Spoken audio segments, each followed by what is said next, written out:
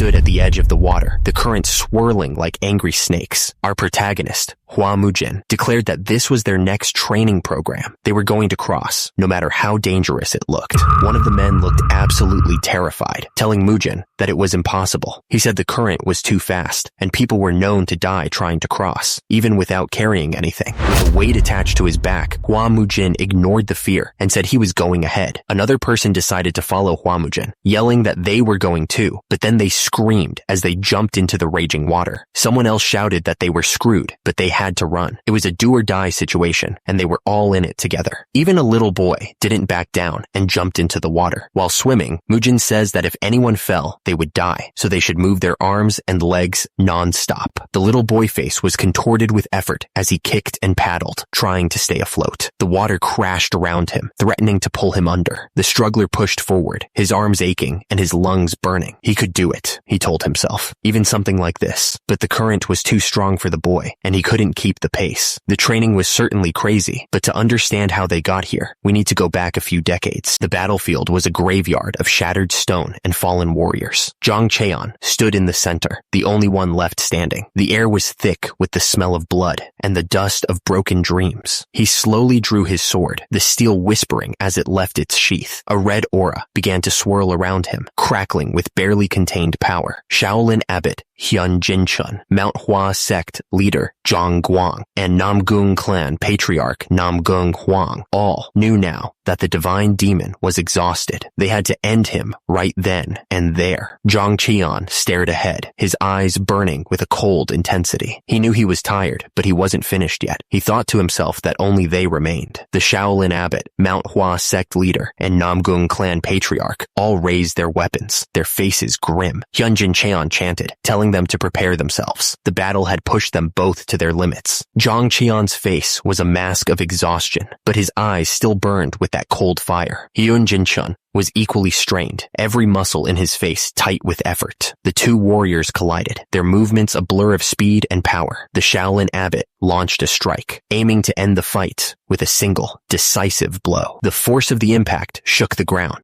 The Shaolin Abbot, Hyunjin Cheon, looked absolutely furious as he unleashed his attack. He roared that Zhang Cheon was an accursed divine demon. Hyunjin Cheon channeled all of his energy into a single, devastating strike. He yelled the name of the technique, Heavenly Buddha Palm Strike. Zhang Cheon managed to raise his sword just in time, blocking the abbot's attack. The force of the blow still sent tremors through his body. Zhang Cheon was caught off guard by the sudden surge of power from Hyunjin Cheon. What? He thought, barely able to react to the incoming strike. Hyunjin Cheon, with a scream of fury, declared that he was going to kill Zhang Cheon right then and there. He didn't hold back, putting everything he had into the attack. Zhang Cheon, struggling to keep his ground, yelled for everyone to join the fight. He insisted that now was the time to strike. The air crackled with energy as the fighters prepared their next moves. The tension was so thick, you could cut it with a knife. Two powerful techniques were unleashed at once: Plum Blossom, Flash Strike, and Thunder Rolling Strike. The impact was going to be devastating. The attacker screamed that the target was going to die. He put everything he had into the slash, hoping to end it all. The attack hit hard, and the victim screamed in pain. Blood splattered as he felt the energy tear through him. The attacker gathered more energy, preparing another strike. He wasn't going to let up. The attacker brought his hands together, ready to strike. He said that the victim would be reborn in paradise. The victim looked up, completely shocked. He couldn't believe what was happening. Dark red energy started swirling around the figure. It felt like something terrible was about to happen. The two figures clashed, their swords meeting in a storm of sparks and energy. The force of the impact sent shockwaves through the air. The head fell to the ground with a thud. The system announced that Hyunjin Chun was dead. The two men looked up, their faces pale with shock. One of them stammered, calling the attacker a monster. The attacker unleashed another wave of energy. Someone shouted to fall back, sensing they were completely outmatched. The blade pierced through him, and he coughed up blood. He looked absolutely furious. The man's face was twisted in rage. He was the divine demon, Zhang Qian. To cut down the man who had single-handedly drenched the Central Plains in blood, all the martial masters of the 9 great sects gathered. They all knew what was coming, but even then, no one could be sure of victory. The tension was so thick, you could cut it with a knife. Facing the one whose martial strength was deemed the greatest under heaven, their alliance was driven to the brink of collapse. The force of their blows shook the very earth. The swords met with a flash of light. The force of the impact making both warriors stumble back. The one in red shouted, asking if the old man had prepared his gravesite. The old man laughed, not backing down an inch. He said of course he was ready, and that the grave was for the other guy. The man in red unleashed his attack, the plum blossom rain. Countless petals swirled around him, each one as deadly as a blade. The air crackled with energy as the plum blossom rain intensified, the blossoms glowing with a faint light. It was a beautiful yet deadly sight. Blood dripped from the old man's sword, but he was still standing. He muttered that it wasn't over yet. Far above, people were relaxing under the trees, enjoying the cherry blossoms. But Zhang Qian's mind was only on survival. He thought that he couldn't die just yet, no matter what. Suddenly, the words demonic spirit sword art 5th form appeared, glowing with dark power. It was a technique that could change everything. Zhang Qian unleashed the black dragon execution, the energy swirling around him like a storm. He was betting everything on this one move. The attack landed, and Zhang Guang was sent flying back with a scream. Then the system announced that Zhang Guang was dead. Zhang Qian stood there, staring at the scene. He was confused, unsure of what to do next. Suddenly, the words Infinite Emperor Sword Art glowed brightly. New power was flowing through him. Namgung Huang screamed that he was a damn rat from the Namgung clan. He added that it hurt like hell, but the little brother hugged Zhang Qian tightly, burying his face in his chest. He was scared. Namgung Huang shouted in disbelief, saying that it tickled. He then asked what was going on. Zhang Qian's sword was pointed down, dripping with blood. The fight was far from over. The fighters were lost in a storm of swirling red and black energy, moving so fast it was hard to tell who was who. It was a chaotic mess of power and desperation. Namgung Huang was covered in blood, his face a mask of pain and fury. He looked absolutely furious, like he was ready to keep fighting no matter what. Namgung Huang was sent flying backwards, crashing to the ground. He coughed, clearly in pain from the blow. Namgung Huang, lying on the ground, screamed, calling Zhang Qian a filthy demonic bastard. His voice was full of hate. Zhang Qian stood over Namgung Huang, his shadow falling over the defeated man. The fight was over, and Zhang Qian had won. Bolts of pure energy rained down, each strike carrying enough power to tear apart mountains. The air crackled with electricity. Zhang Qian was completely consumed by rage, his face twisted in a mask of pure fury. He was going to end this right here. Zhang Qian screamed for Namgung Huang to just die already. He was throwing everything he had into this last attack. Zhang Qian roared that Namgung Huang's stubborn life was ending right there. He looked absolutely determined to finish it. It was all getting clearer to Namgung Huang. He was seeing a vision of a family holding lanterns, their faces full of love. Yes, Zhang Qian declared that he was going to finish it, putting everything he had into this last strike. But then he stammered, clearly confused by something. Zhang Qian shouted that he said he was going to finish it, putting his whole body into the sword. He was going to cut through this cursed entanglement. Right then and there, the blades clashed, sending sparks flying everywhere. The force of the impact shook the ground beneath them. Zhang Qian grunted, his face contorted in pain. He was clearly taking serious damage. Zhang Qian coughed, blood splattering on the ground. He was barely standing, but he refused to fall. Blood splattered everywhere as the force of the attack ripped through the air. The impact was brutal, leaving a trail of crimson in its wake. The figure in red was sent flying backward, completely overwhelmed by the force of the blow. They were struggling to regain their balance, but it was clear they were in serious trouble. His face was contorted in pain as he fell through the air, completely defeated. He couldn't believe this was happening. The attacker stammered, clearly in shock. He couldn't understand how Zhang Qian was still standing after he pierced his heart. The attacker wondered if Zhang Qian had truly surpassed the limits of what a human could do. The attacker was lost for words, unable to comprehend what was happening. He was starting to realize that he was completely outmatched. The words appeared as if carved in stone. The divine demon, Namgung Huang, was dead. The announcement hung in the air like a curse. The sky was painted with streaks of red, like blood spilled across the heavens. The world itself seemed to be mourning. Zhang Qian's scarred face loomed, a grim reminder of past battles. The 9 great sects, their names echoed in his mind. Below the sun, a field of corpses stretched out, a testament to total annihilation. It was a graveyard of ambition. Blood dripped from the blade, each drop a memory of violence. Manhwa, the name hung in the air, heavy with the weight of the past. The man stood there, blood staining his clothes, wondering if what he had done was good enough. So, Young, was this good enough? Back at the clan, the crowd was furious. They shouted at the man, saying he was an arrogant bastard and asking how he dared to act up. A hand reached out, as if trying to grasp something just out of reach. It was a moment frozen in time. The man was getting beat up,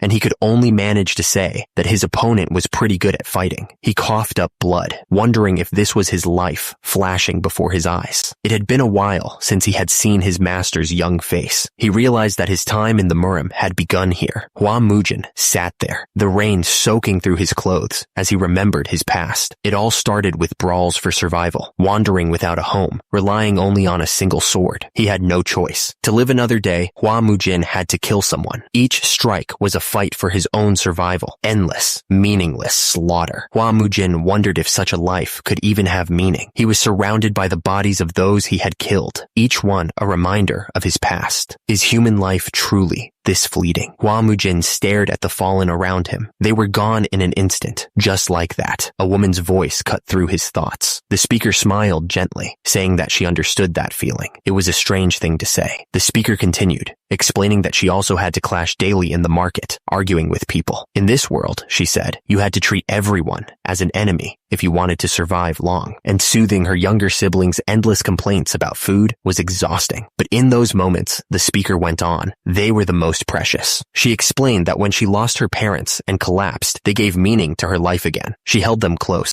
The woman looked at Hua Mujin and asked if he could also find a meaning for his life. She smiled gently, hoping he would understand. Hua Mujin thought back to his past life, the endless battles and bloodshed. He wanted to live with them all, he realized. For someone like him, who only knew how to kill, she gave him a reason to live. The sword he raised again for vengeance. A life drifting by without roots. Hua Mujin wondered where the meaning of his life had been. It was all just death and destruction. Above, a woman smiled, clearly up to no good. Below, Hua Mujin stared at the rising sun, his face unreadable. Hua Mujin looked down, his eyes glistening with unshed tears. It was already here all along, he realized, remembering the faces of his family. Hua Mujin thought about the battered path he walked alone for years. Though his sword dulled and his body bore countless wounds, he had given everything he had just so he could fulfill this revenge. And then, gazing at the faintly rising sun, Hua Mujin lowered the sword in his hand. He finally understood. The system announced, "Here lies the divine demon, Zhang Qian." It was over. The defender of the clan was furious. He demanded to know what kind of nonsense this was, asking if they really thought he would sell out his clan's martial arts legacy for a few coins. Hua Mujin's eyes narrowed, trying to understand what was going on.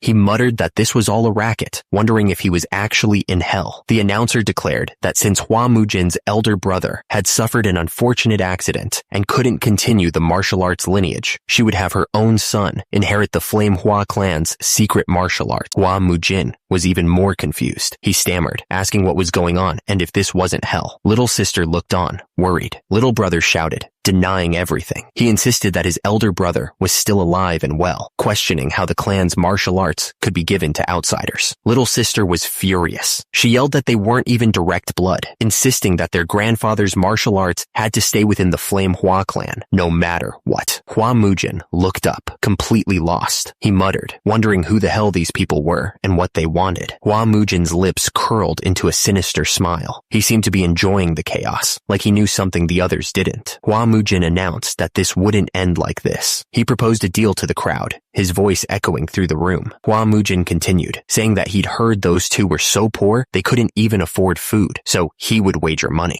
Hua Mujin declared that he would wager his clan's entire martial arts legacy. He was offering everything, right there. He looked at them, waiting for an answer. Hua Mujin asked what they said, the silence hanging heavy in the air. Little sister looked absolutely furious. She yelled, asking if he thought she was dumb enough to fall for such an obvious trick, calling it nonsense. Suddenly, the kid spoke up, looking confused. He asked who the hell Hua Mujin even was. His eyes narrowed, his face hardening. Zhang Qian declared that he was the divine demon. An stood tall and declared that he was none other than Zhang Qian, known to the world as the divine demon. The other figure looked at him, asking what he was talking about. Chang Dobo scoffed, saying that wasn't even funny. He asked why Zhang Qian didn't just call himself the king of the underworld instead, clearly not believing a word. The little brother and little sister both looked disgusted by the whole thing. The little brother wondered why this was happening now, of all times. The woman looked down at them all. She said that Zhang Qian's madness must be getting worse every day. quietly. Bucho Yeon clicked her tongue, saying that with the eldest son of the clan in this state, the fate of the Flame Hua clan was already sealed. She said this out of blood ties and sentiment, so he should take it kindly, and that it wasn't bad advice for her either. Zhang Cheon's eyes narrowed, and he declared that there was no need to say more. He looked absolutely sure of himself. Zhang Cheon announced that he would take their silence as acceptance of the duel, so it was to be known as such. He declared that the duel would be held at the Byong Pavilion on the 5th day of the 2nd month. Zhang Cheon stared intently, saying it was a promise made from one martial artist to another. He warned that if the duel agreement was broken, there would be consequences. Zhang Cheon looked down at them all, asking if they knew the consequences. Right, divine demon Zhang Cheon? His words hung in the air, heavy with unspoken threats. The little brother and little sister watched, stunned. The little brother couldn't believe that they were deciding it between themselves. The little brother stuttered, asking what Hua Mujin was going to do. He pointed out that Hua Mujin had never even swung a sword properly before, his voice laced with worry. Hua Mujin looked down at the children, asking if they were talking about him. He seemed unfazed by their lack of faith in his abilities. Hua Mujin was surrounded by a sudden burst of inner energy, a fierce look on his face. He found their doubts amusing, even hilarious, considering his beginner's level, with just one burst of inner energy, or so he thought. Hua Mujin's eyes widened in shock, his confident smirk fading. He realized something was terribly wrong. Hua Mujin looked up, his voice laced with panic as he asked what was happening. He couldn't feel even an ounce of inner energy within him. It was all gone. Hua Mujin looked up, clearly pissed. He wondered what was wrong with this body. It was so frail and weak. He doubted it could even hold a sword.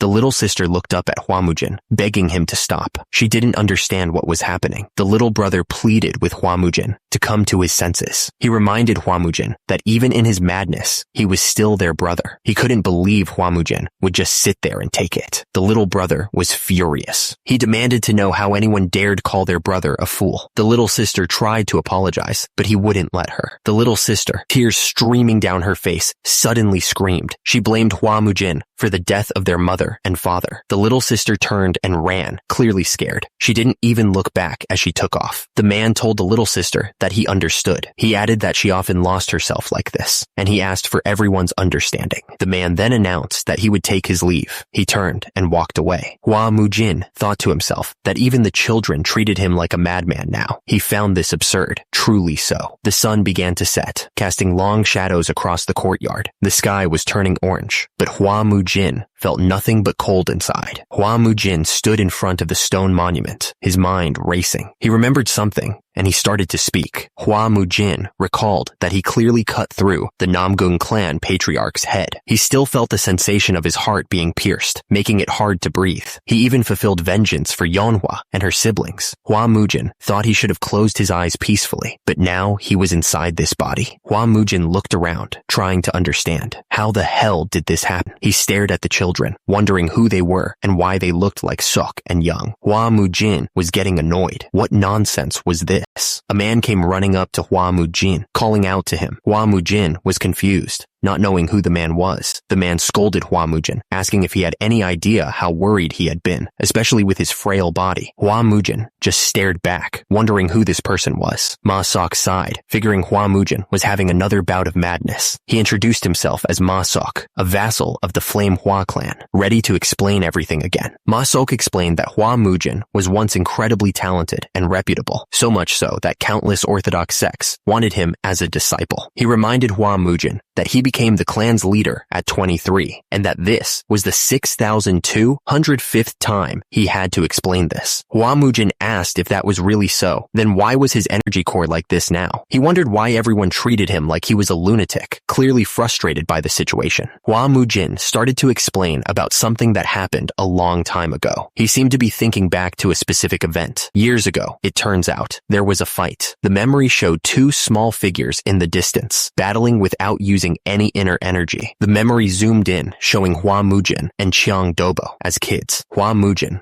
only 6 years old, challenged the 9-year-old Chang Dobo to a fair duel. It was a fight that was agreed upon, fair and square, without inner energy. I don't know who asked for the duel first, but it was intense. The thing is, while the elders of both families were away, the kids were going at it. The force of the strike was insane. The two of them fought each other, throwing punches. Young Hua Mujin ended up falling backwards. The fight between the kids was really intense. Their fists were flying, clashing together with a loud crack. Chang Dobo was blocking every strike. He was quick and precise. Chang Dobo told Hua Mujin that he really was the promising genius, admired by the orthodox sects, showing honest, unarmed skills. He then asked what Hua Mujin was saying all of a sudden. Hua Mujin looked up at Chang Dobo, calling him a fool. He looked absolutely furious. A fist, crackling with blue energy, was coming right at him. It was like a lightning bolt ready to strike. The impact sent him flying through the air. He crashed through the trees. The wind knocked out of him. Feet landed hard on the ground, digging into the dirt. The force of the landing echoed through the area. Hua Mujin coughed, blood dripping from his mouth. He asked, confused, why Chang Dobo had used the 7 wounds fist strike when they were supposed to fight without inner energy. Chang Dobo stumbled backwards, his expression a mix of pain and regret. He asked Hua Mujin if he still considered him a friend, even after all this. Hua Mujin was a mess, bloodied and bruised. Chang Dobo's voice echoed in his mind, explaining that the 7 wounds fist strike passed down by the Kongdong sect was no joke. Even if you only get hit once, Chang Dobo went on, saying he'd recently tested it out on a senior brother who was getting cocky. Apparently, 1 strike was enough to leave him bedridden. Chang Dobo's fist crackled with that same blue energy, ready to strike again. He sneered, wondering how Hua Mujin would handle another hit. Hua Mujin thought to himself that this was the reason they called him insane. If they thought his condition was just an after effect of the 7 wounds fist strike, it made sense. Hua Mujin was starting to get pissed. He thought it was insane that Ithahusin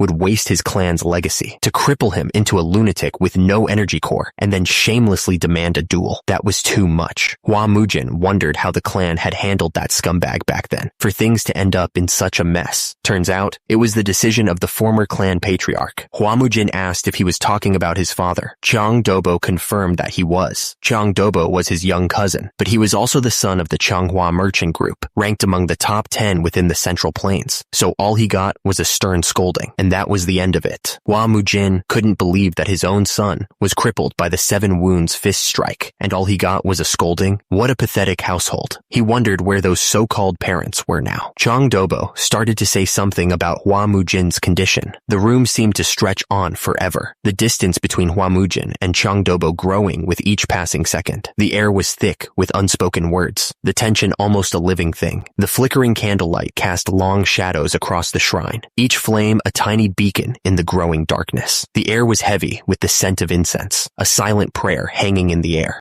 Chang Dobo continued, explaining that things had only gotten worse over time. Hua Mujin's father had gone deep into debt, trying everything he could to cure his son's madness. Chang Dobo continued, explaining that 9 years ago, Hua Mujin's mother's illness worsened and she passed away. 3 years later, burdened by debt, his father also died. Hua Mujin listened in silence, his mind racing as he tried to piece together the fragments of his past. His face was unreadable, but inside, a storm of emotions raged. The 3 of them stood silently before the shrine, the flickering candles casting long shadows that danced across the floor. The weight of their shared history hung heavy in the air, a bond forged in loss and hardship. He was a child who ruined his clan, a son who became the reason for his parents' death, and a brother who put his younger siblings in a tough spot. The weight of those words pressed down on him, each syllable a hammer blow to his soul. The flame Hua clan's reputation had ended with him. All that remained at the Bamboo Forest Temple were debts incurred for his sake, 2 loyal retainers, and a handful of martial artists. It was a bleak picture of an once proud clan reduced to nothing. And there were his younger siblings, Hua Dojin, the younger son, and Hua So Yeon, the daughter of the Flame Hua clan. They were his responsibility now, whether he wanted it or not. It was all his fault that their mother and father were dead. The accusation hit him like a physical blow, the raw pain in his sibling's voice cutting deep. He stood there, unable to defend himself against the truth of their words. One sickness had destroyed their entire household, taking everything from them. No wonder the little sister, Hua So-yeon, was so furious, her face a mask of grief. Miles away, the night was silent, the stars twinkling above a lone building. The only sound was the gentle breeze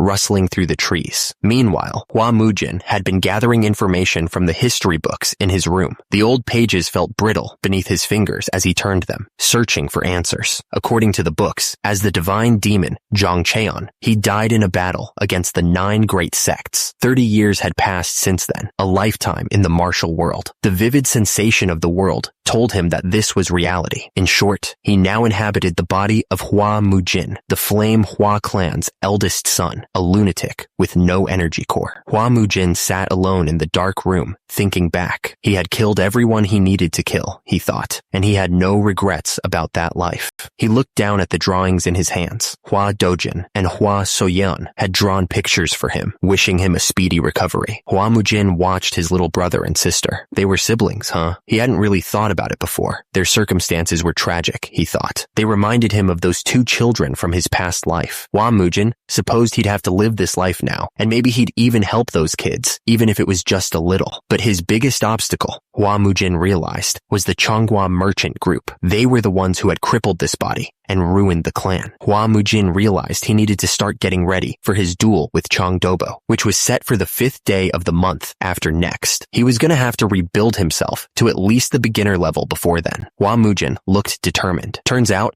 he was going to have to start all over again from scratch. Hua Mujin sat down in the middle of the room, closing his eyes. He began to meditate, trying to feel the energy within him. This reminded Hua Mujin of when he first started learning martial arts. Back then, even breathing had been super hard. Hua Mujin focused, his face showing the effort. He wouldn't give up, no matter how tough it got. The air around him crackled with energy. He could feel the power starting to gather, like a storm brewing inside him. Hua Mujin realized something was different this time. He thought that maybe it was because this body's natural talent for martial arts was something special. He could feel the energy growing stronger. Hua Mujin realized that he didn't even need to go through the usual steps to sense the energy in his body. He closed his eyes, and the energy flowed even faster. Just closing his eyes was enough to get things started. The energy swirled around him, faster and faster. It was like a whirlpool of power, pulling him deeper into himself. The night sky seemed to mirror the energy surging through Hua Mujin's body. It felt like the stars themselves were aligning with his newfound power. The room around Hua Mujin started to twist and blur as the energy intensified. It was like the world itself was bending to his will. The hallway seemed to stretch out endlessly before him, silent and still. Hua Mujin was completely alone with his thoughts, lost in the depths of his own power. Suddenly, Hua Mujin collapsed to the floor, unconscious. The people around him panicked, shouting, "Young master, what's the matter?" The man checking Hua Mujin's pulse looked up in shock. He stammered, saying that Hua Mujin was dead, but then quickly corrected himself, saying it was a joke. He added that Hua Mujin was perfectly fine, and his pulse was stronger than ever. Hua Mujin was confused as hell. He wondered how he could be healthier now. He asked the old man what was up with his body, since all he tried to do was form an energy core, but the pain was terrible. What was going on? Hua Mujin wondered if his body had some kind of special constitution. Ma Sok explained that if he wanted to know what his constitution was, it was said to be the heavenly martial body. Ma Sok continued, saying that the heavenly martial body was a rare constitution chosen by the heavens, or so he was told by a Shaolin elder monk. Hua Mujin's face turned red with anger. Was Ma Sok laughing at him? Turns out it was the exact opposite of being suited for demonic arts. If a body of pure upright energy tries to practice demonic arts, Ma Sok warned that Hua Mujin would suffer immense pain, and in the worst case, it could result in death. He listed other heavenly constitutions, then urged Hua Mujin to pull himself together. Of all the countless heavenly constitutions, why did he have to get this one? Hua Mujin looked stressed. He thought to himself that the duel was in just over a month, and that was really bad. Hua Mujin wondered who these old men were. Turns out, they were the clan's chief steward Du and elder Zhou. They had such a serious look on their faces, even though the whole place hadn't fallen apart yet. Chief steward of the Flame Hua clan, Do Baekshin, thought that things were worse than they thought. It was time to prepare themselves. But then,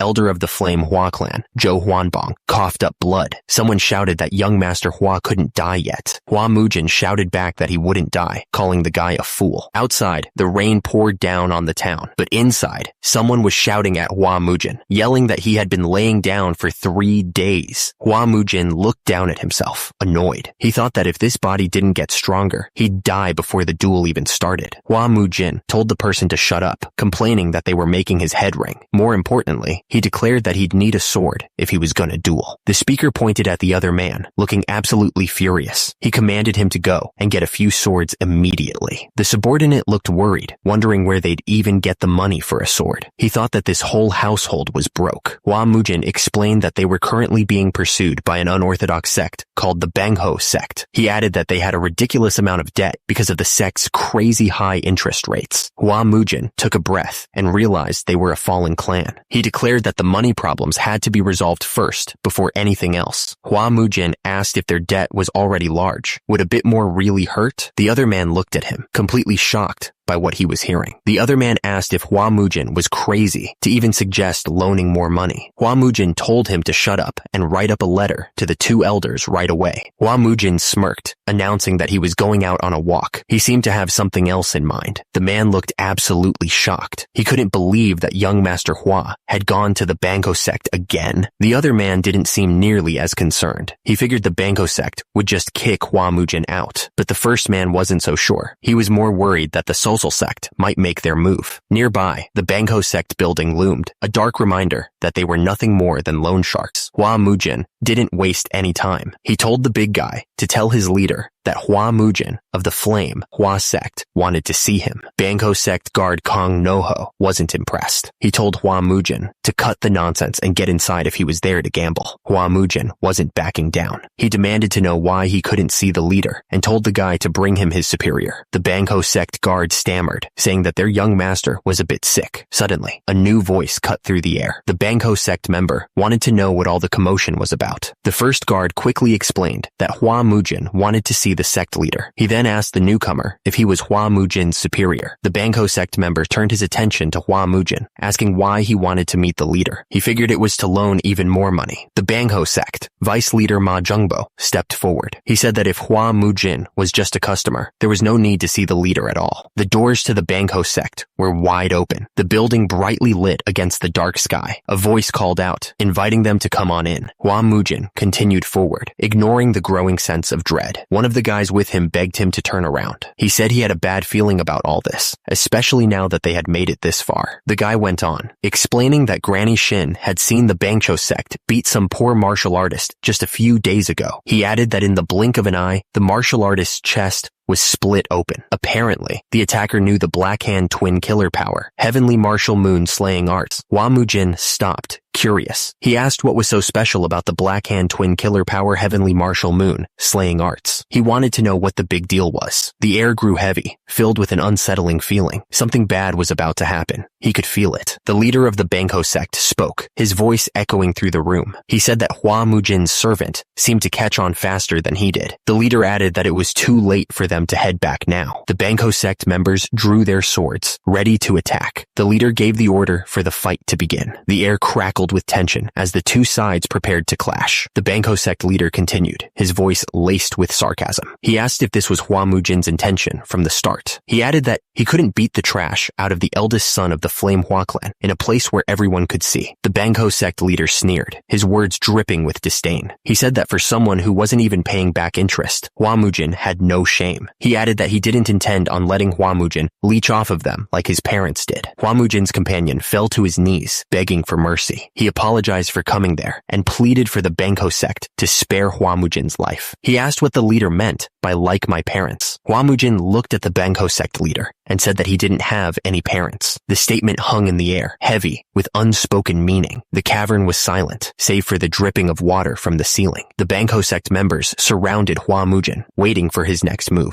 Hua Mujin paused for a moment, then said that he remembered himself from when he was Zhang Cheon. He declared that they would begin. Hua Mujin gave the order to just teach them a lesson. The Bangho sect members responded that they understood. A Bangho sect member charged at Hua Mujin, yelling that he would beat the trash out of him, but he was immediately cut off by something. Hua Mujin grabbed the attacker's ankle before he could even blink. He yanked the guy's feet out from under him. The Bangho sect member was lifted off the ground, shaking and spasming. Lightning crackled around him. The Bangho sect member screamed in pain, accusing Hua Mujin of playing dirty. He yelled that Hua Mujin thought they were just rats, but Hua Mujin's bones were too soft for his size. Hua Mujin stared at his hand, thinking that with this weak body, it was better to do things this way than to use pure power. He had to be smart about this. mess. Hua Mujin pointed forward, asking what they were waiting for. He was ready to keep going. The order came to finish him off. Hua Mujin didn't hesitate. He swung his sword down with incredible speed. Hua Mujin kept slashing, each strike aimed to end the fight. The air itself seemed to crackle with the force of his blows. The Bangho sect member was getting desperate. He yelled that Hua Mujin was nothing but a rat. Hua Mujin realized that he couldn't just rely on brute strength. Since he couldn't match the guy's power, he needed to stay mobile. The Bangho sect member was hit hard. He choked in pain and cursed Hua Mujin. Hua Mujin suddenly said, "Huh?" Something unexpected had clearly happened. He was caught off guard mid-air. Then he muttered, "Huh?" It was a complete mess. Several fighters were being thrown back like rag dolls. One of the Bangho sect members choked out a painful "Kirk!" He was clutching his chest, clearly hit hard. Hua Mujin stood tall above the fallen fighters. He had completely turned the situation around. Two Bangho sect members kneeled on the ground, beaten. The fight was over, and they had lost badly. The Bangho sect guard, Kang Noho, looked absolutely shocked and shouted, asking if the young master was okay. He was clearly not expecting the fight to turn around so fast. Hua Mujin stood over the fallen fighters and casually said that he was fine. Then he asked what the hell kind of martial arts the guard had just used. The Bangho sect guard, Kang Noho, said it wasn't martial arts, just something he picked up on the streets. Hua Mujin seemed a bit surprised, wondering when the guard had time to wander the streets, but he admitted it wasn't bad. Hua Mujin was surrounded by a strange purple energy. He warned that the guard should try dodging this as well, clearly about to launch another attack. Hua Mujin sat in a lotus position,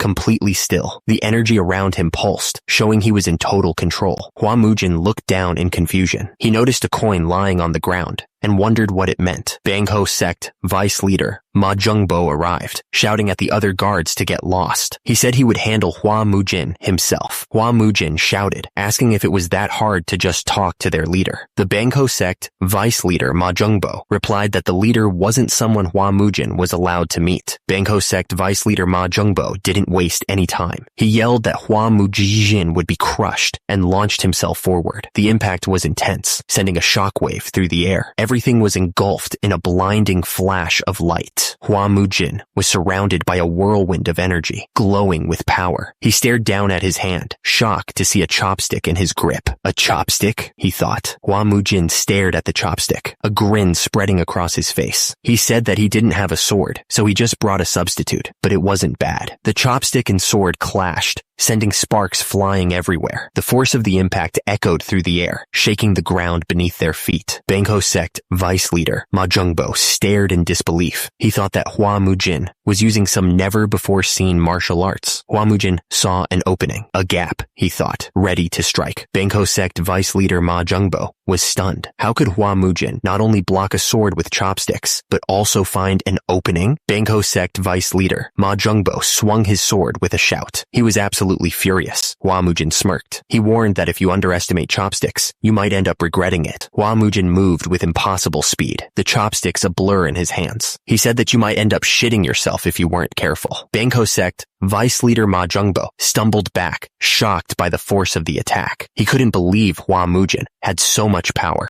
Bangho sect vice leader Ma Jungbo was reeling. How could Hua Mujin have reached this level in such a short time? He wondered if Hua Mujin was really from the Huang family's Sword Watch clan. He had heard about their debt classification, and now he wondered who they might be. Bangho sect vice leader Ma Jungbo spat out blood. He couldn't believe he was getting pushed back by this guy. He choked out that Hua Mujin tried to take money from them with such terrible skills. Hua Mujin didn't let up. He moved in for another strike. He wasn't about to give the Bangho sect vice leader a chance to recover. Hua Mujin pressed the attack. He asked if the vice leader wanted a taste of that martial arts he looked down upon. He acted confused and asked when he ever did that. Hua Mujin declared that his jokes ended here. Hua Mujin unleashed his ultimate technique. He shouted the name of the move: Black Hand Twin, Killer Power, Heavenly Martial Moon, Slaying Arts. Hua Mujin stared down at the Bangho sect members. He told them that they were the ones joking around. Hua Mujin was surrounded by dark purple energy. He declared that they were the ones who were the joke. Bangho sect vice leader Ma Jungbo, looked absolutely shocked. He stammered, asking how Hua Mujin dodged. The force of Hua Mujin's strike sent Bangko sect vice leader Ma Jungbo flying. Ma Jungbo wondered how Hua Mujin had been hiding so much power until now. Bangko sect vice leader Ma Jungbo coughed up blood. He cursed Hua Mujin, asking how he intended to deal with the aftermath of this. Hua Mujin stood his ground, ignoring the threats from the Bangko sect members. He made it clear that he wasn't there to listen to their nonsense. Hua Mujin's fist clenched, the power radiating from him. He warned them that if they told him what he wanted to know, he might extend their lives a little. A red aura flared around Hua Mujin as he stood there, waiting for an answer. He asked them again, wondering if they would finally let him loan some money. Hua Mujin felt the energy coursing through him, a surge he hadn't experienced in what felt like forever. He was really enjoying this, he realized. The two men watched Hua Mujin, clearly worried about what he was doing. One of them muttered that this was bad for the young master, such a waste of energy. The men at the tables, surrounded by dice and gambling, looked up nervously. One of them stammered, asking Hua Mujin what he wanted to know. One of the men tried to deny any bad intentions, but he was clearly sweating. Hua Mujin could practically hear their brains working overtime, trying to come up with a believable lie. Hua Mujin's eyes narrowed, a red aura intensifying around him. He warned them to think carefully before speaking. He added that if he shoved enough dice down their throats, they wouldn't be able to speak at all. Hua Mujin learned that the orders were coming from the Changhua merchant group. He realized that he knew those rats were involved. He asked what kind of deal they had made with them. The Bangko sect member started to answer, but he was clearly struggling to find the right words. He stammered, trying to avoid the question. Hua Mujin scoffed, telling the guy that he wasn't some proud sage or warrior. He added that if he wanted to be loyal, he should save it for his underlings, because the merchant scumbags wouldn't give a damn even if his limbs got chopped off. Hua Mujin pointed out that the whole place had been burned down that night. The air crackled with heat and the smell of smoke. The Bangko sect member finally cracked, admitting that they had a secret contract. He explained that the Changhua merchant group told them to leave the Hua clan with as much money as they needed, but with an interest so high that it would be enough to make them fall into the hellish depths of debt. The Bangko sect member confessed that, in exchange for making the Flame Hua clan fall, they were promised the Hua clan's land. They were also supposed to get rewards just to make them happy. Hua Mujin realized that the Changhua merchant group was after their clan's land. He asked how much the 300 gold niang he was borrowing would add up to after a year. He knew the contract said it would be 5,000 gold niang. He laughed, saying that they were real funny. Hua Mujin waved his hand, telling them that they should move on. He looked absolutely bored. Hua Mujin leaned forward, asking who cleaned up after their messes. He was clearly trying to figure out the bigger picture. The Bangko sect member explained that the Sosal sect, one of the four martial heavens, was the one who cleaned up after them. He added that it hadn't been long since they joined the alliance of unorthodox sects. Hua Mujin muttered that the four martial heavens were messy bastards. The subordinate asked if he was okay. The subordinate said that Hua Mujin had never met them before, asking what he was going on about. Hua Mujin told him not to worry about it, saying he didn't feel like explaining. He then asked why the guy who went to get the money was so late, adding that if they just gave them a bit more time. A man sprinted through the building, carrying a heavy chest. He was sweating and looked completely exhausted. The man held up the chest, announcing that here was 300 gold niang. He was breathing heavily. Hua Mujin said, "Good, good," adding that this should be enough. He reached into the chest and grabbed a handful of the gold coins. Hua Mujin told the subordinate to take the money. The subordinate asked if they should really be borrowing it. Hua Mujin told him to shut up and take it. The rain poured down on the building. The lanterns glowed dimly through the downpour. Hua Mujin told them to write today's loan down on their books. He looked completely unconcerned about the implications. Hua Mujin said that once he'd settled everything with the Changhua merchant group, he'd come back and pay their debt. He seemed pretty confident. Hua Mujin added that it looked like they were taking a bunch of money from peasants. He told them not to go too far. He didn't want them to get too greedy. The man in the straw hat warned that if they crossed the line, he was going to screw them over. The other man stammered nervously, saying that they understood. The man in the straw hat looked up at the pouring rain, a sinister glint in his eye. He muttered that he wanted to see who got screwed over first. Far away, someone yelled for the young master. It sounded like something bad had happened. The man in the straw hat looked down and saw that he was covered in blood. He immediately denied that it was his. Hua Mujin asked what the hell had happened over at the Bangko sect. He said he'd just gone to borrow a bit of money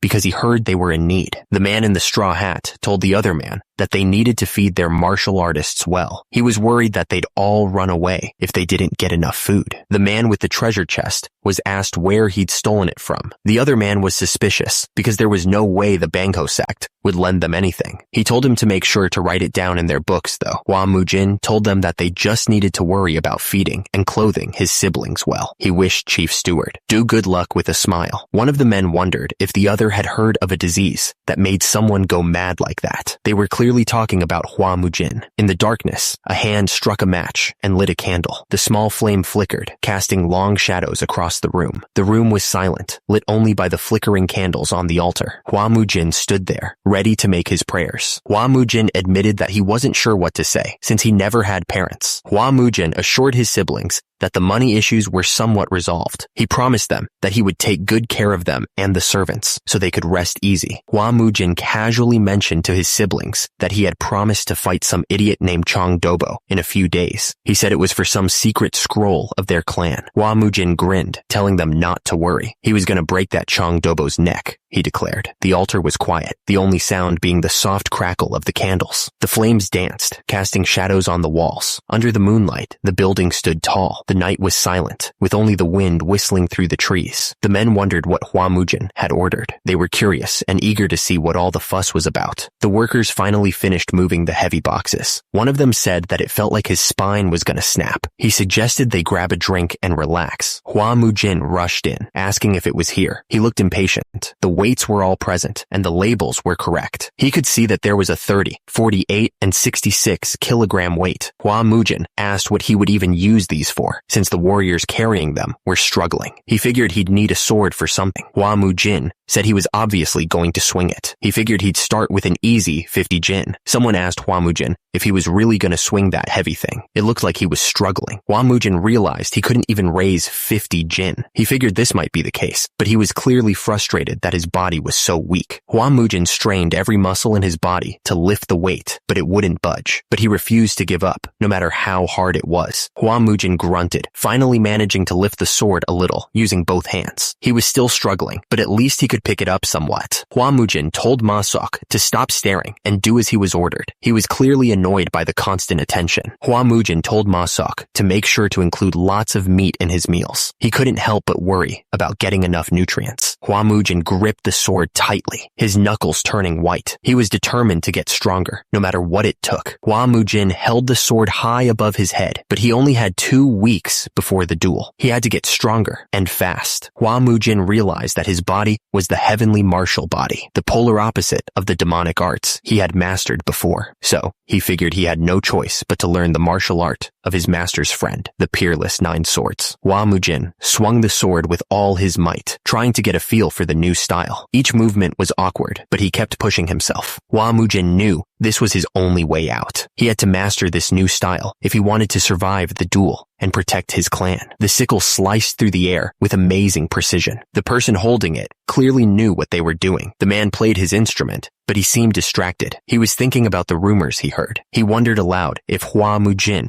really beat up the Bangho lackeys. The other man confirmed that Hua Mujin had indeed beaten them up, leaving them unable to move for almost 2 weeks. But he was confused. How could Hua Mujin, who lacked an energy core, have done something like that? The man grinned, showing his teeth. He figured Hua Mujin wasn't a nobody after all. He smirked to himself. Maybe he should prepare a present for the great flame Hua clan heir. He seemed to have some potential. He swung the instrument, feeling the weight of it in his hands. He was actually getting excited for the day of the duel. It was going to be fun. Hua Mujin stared at the blindfolded man, a smirk playing on his lips. He challenged him, saying he was going to see his hidden side. Hua Mujin jumped up high, launching himself forward. He dove head first into the darkness, trusting whatever waited on the other side. He spun in mid-air, putting all his weight behind a single kick. The force of it cracked the air itself. He landed hard, his foot slamming against the ground. The force of the impact echoed around him. Hua Mujin examined his fist, flexing his fingers. He muttered that this was the heavenly martial body, and if it was really granted by the heavens, it should be able to withstand at least this much. He reached out, grabbing a small box filled with pills. He was going to need every advantage he could get to strengthen his body. Hua Mujin looked up, realizing that Masak had already gotten everything ready that he had asked for. He knew he could count on him. Hua Mujin clenched his fist, a surge of determination coursing through him. He muttered that it was starting now. Hua Mujin began his training, the solitary 9 swords first form, declaration form. He swung his sword with purpose, ready to master the technique. Hua Mujin kept training, declaring that he carried his sword and stepped forward at any time. He wouldn't let anything block his path, not even Mount I. Hua Mujin continued to train, the sound of his sword slicing through the air echoing around him. He was completely focused, lost in the rhythm of his movements. Hua Mujin shifted his stance, preparing to unleash the solitary 9 swords, second form, breaking form. The air crackled around him as he focused his energy. Hua Mujin swung his sword, a blue streak of light cutting through the air. He was going to shatter any weapon that dared to come at him. Hua Mujin gritted his teeth, sweat dripping down his face. He was already reaching his limits, and he hadn't even been training that long. He planted his foot firmly on the ground, his muscles screaming in protest. Hua Mujin had to endure, no matter what. Hua Mujin pushed through the pain, swinging his sword with renewed vigor. Energy crackled around the blade, a testament to his growing power. Hua Mujin launched himself into the air, a whirlwind of energy swirling around him. The power of his sword technique was starting to show, and he was ready to unleash the next form. He was about to use Form 3, Sky-Cleaving Form. You could feel the intensity building, like the air itself was about to be torn apart. Hua Mujin focused all his energy into the sword, ready to strike. He declared that even if the enemy's energy shook the heavens, it would split before his sword. He moved like lightning, his sword a blur of blue light. The force of his attack was incredible, like he was trying to cut the world in half. He landed hard, stumbling forward. Hua Mujin cried out, feeling a sharp pain in his back. He had pushed himself too far. Hua Mujin's sword pierced through the training object with incredible force. He shouted for the next trial to begin, showing no sign of slowing down. Bamboo sticks rained down as Hua Mujin's sword moved with impossible speed. The air itself seemed to crackle with the force of his training. Hua Mujin continued to strike, each swing of his sword a perfect dance of destruction. He was completely focused, lost in the rhythm of his training. Hua Mujin channeled his energy, preparing to unleash Form 4, Void Cleaving Form. He declared that no martial art could stand before his blade. Hua Mujin struck with blinding speed, his sword a blur of motion. He believed that all complicated techniques would fail before his natural talent. Hua Mujin's sword slammed into the training object, sending vibrations through his arm. He couldn't believe it. He said he didn't land a single hit. Hua Mujin slammed his fist into the ground, a wave of force rippling outwards. He was clearly pissed. The training room was now a mess of splintered wood, evidence of his frustration. The air hung heavy with the scent of broken wood and lingering energy. Hua Mujin took a deep breath, refocusing his mind. He was ready to unleash Form 5, Army Slaughtering Form. Hua Mujin declared that even if a horde of enemies swarmed him, they would all kneel before his sword. His eyes burned with a fierce determination. Hua Mujin soared through the air, his sword crackling with energy. He declared that an ant swarm could never surpass an elephant, and that numbers meant nothing before true strength. The sword flashed, cutting through the air with a speed that was hard to follow. The force behind it was enough to make the air itself tremble. Suddenly, a log came crashing down towards Hua Mujin's head. He gasped, realizing he had been too focused on his sword and not enough on his surroundings. Hua Mujin looked absolutely furious. He shouted that this was total garbage, demanding the next challenge immediately. Hua Mujin took a deep breath, calming himself. He then began to perform Form 6, 1/ parts still water, declaring that even a floating leaf on water would be split in two by this blade. He declared that everything had been deactivated. The only thing left was the outside. Hua Mujin unleashed Form 7, 1 point, Twin Earths. He explained that the sword could open the earth beneath, and if it could cut the ground, then size no longer mattered. The blindfolded man was starting to sweat. He wondered why Hua Mujin was still okay. Hua Mujin continued, unleashing Form 8, Heaven, Sundering Form. He declared that even the sky would be split by his blade, wondering if there was anything left in the world he couldn't cleave. The sword hummed with power, ready to cut through anything. Hua Mujin lay on the ground, his sword beside him. He thought to himself that he had finally cut both himself and his sword, and now he had had no reason to hold the sword anymore.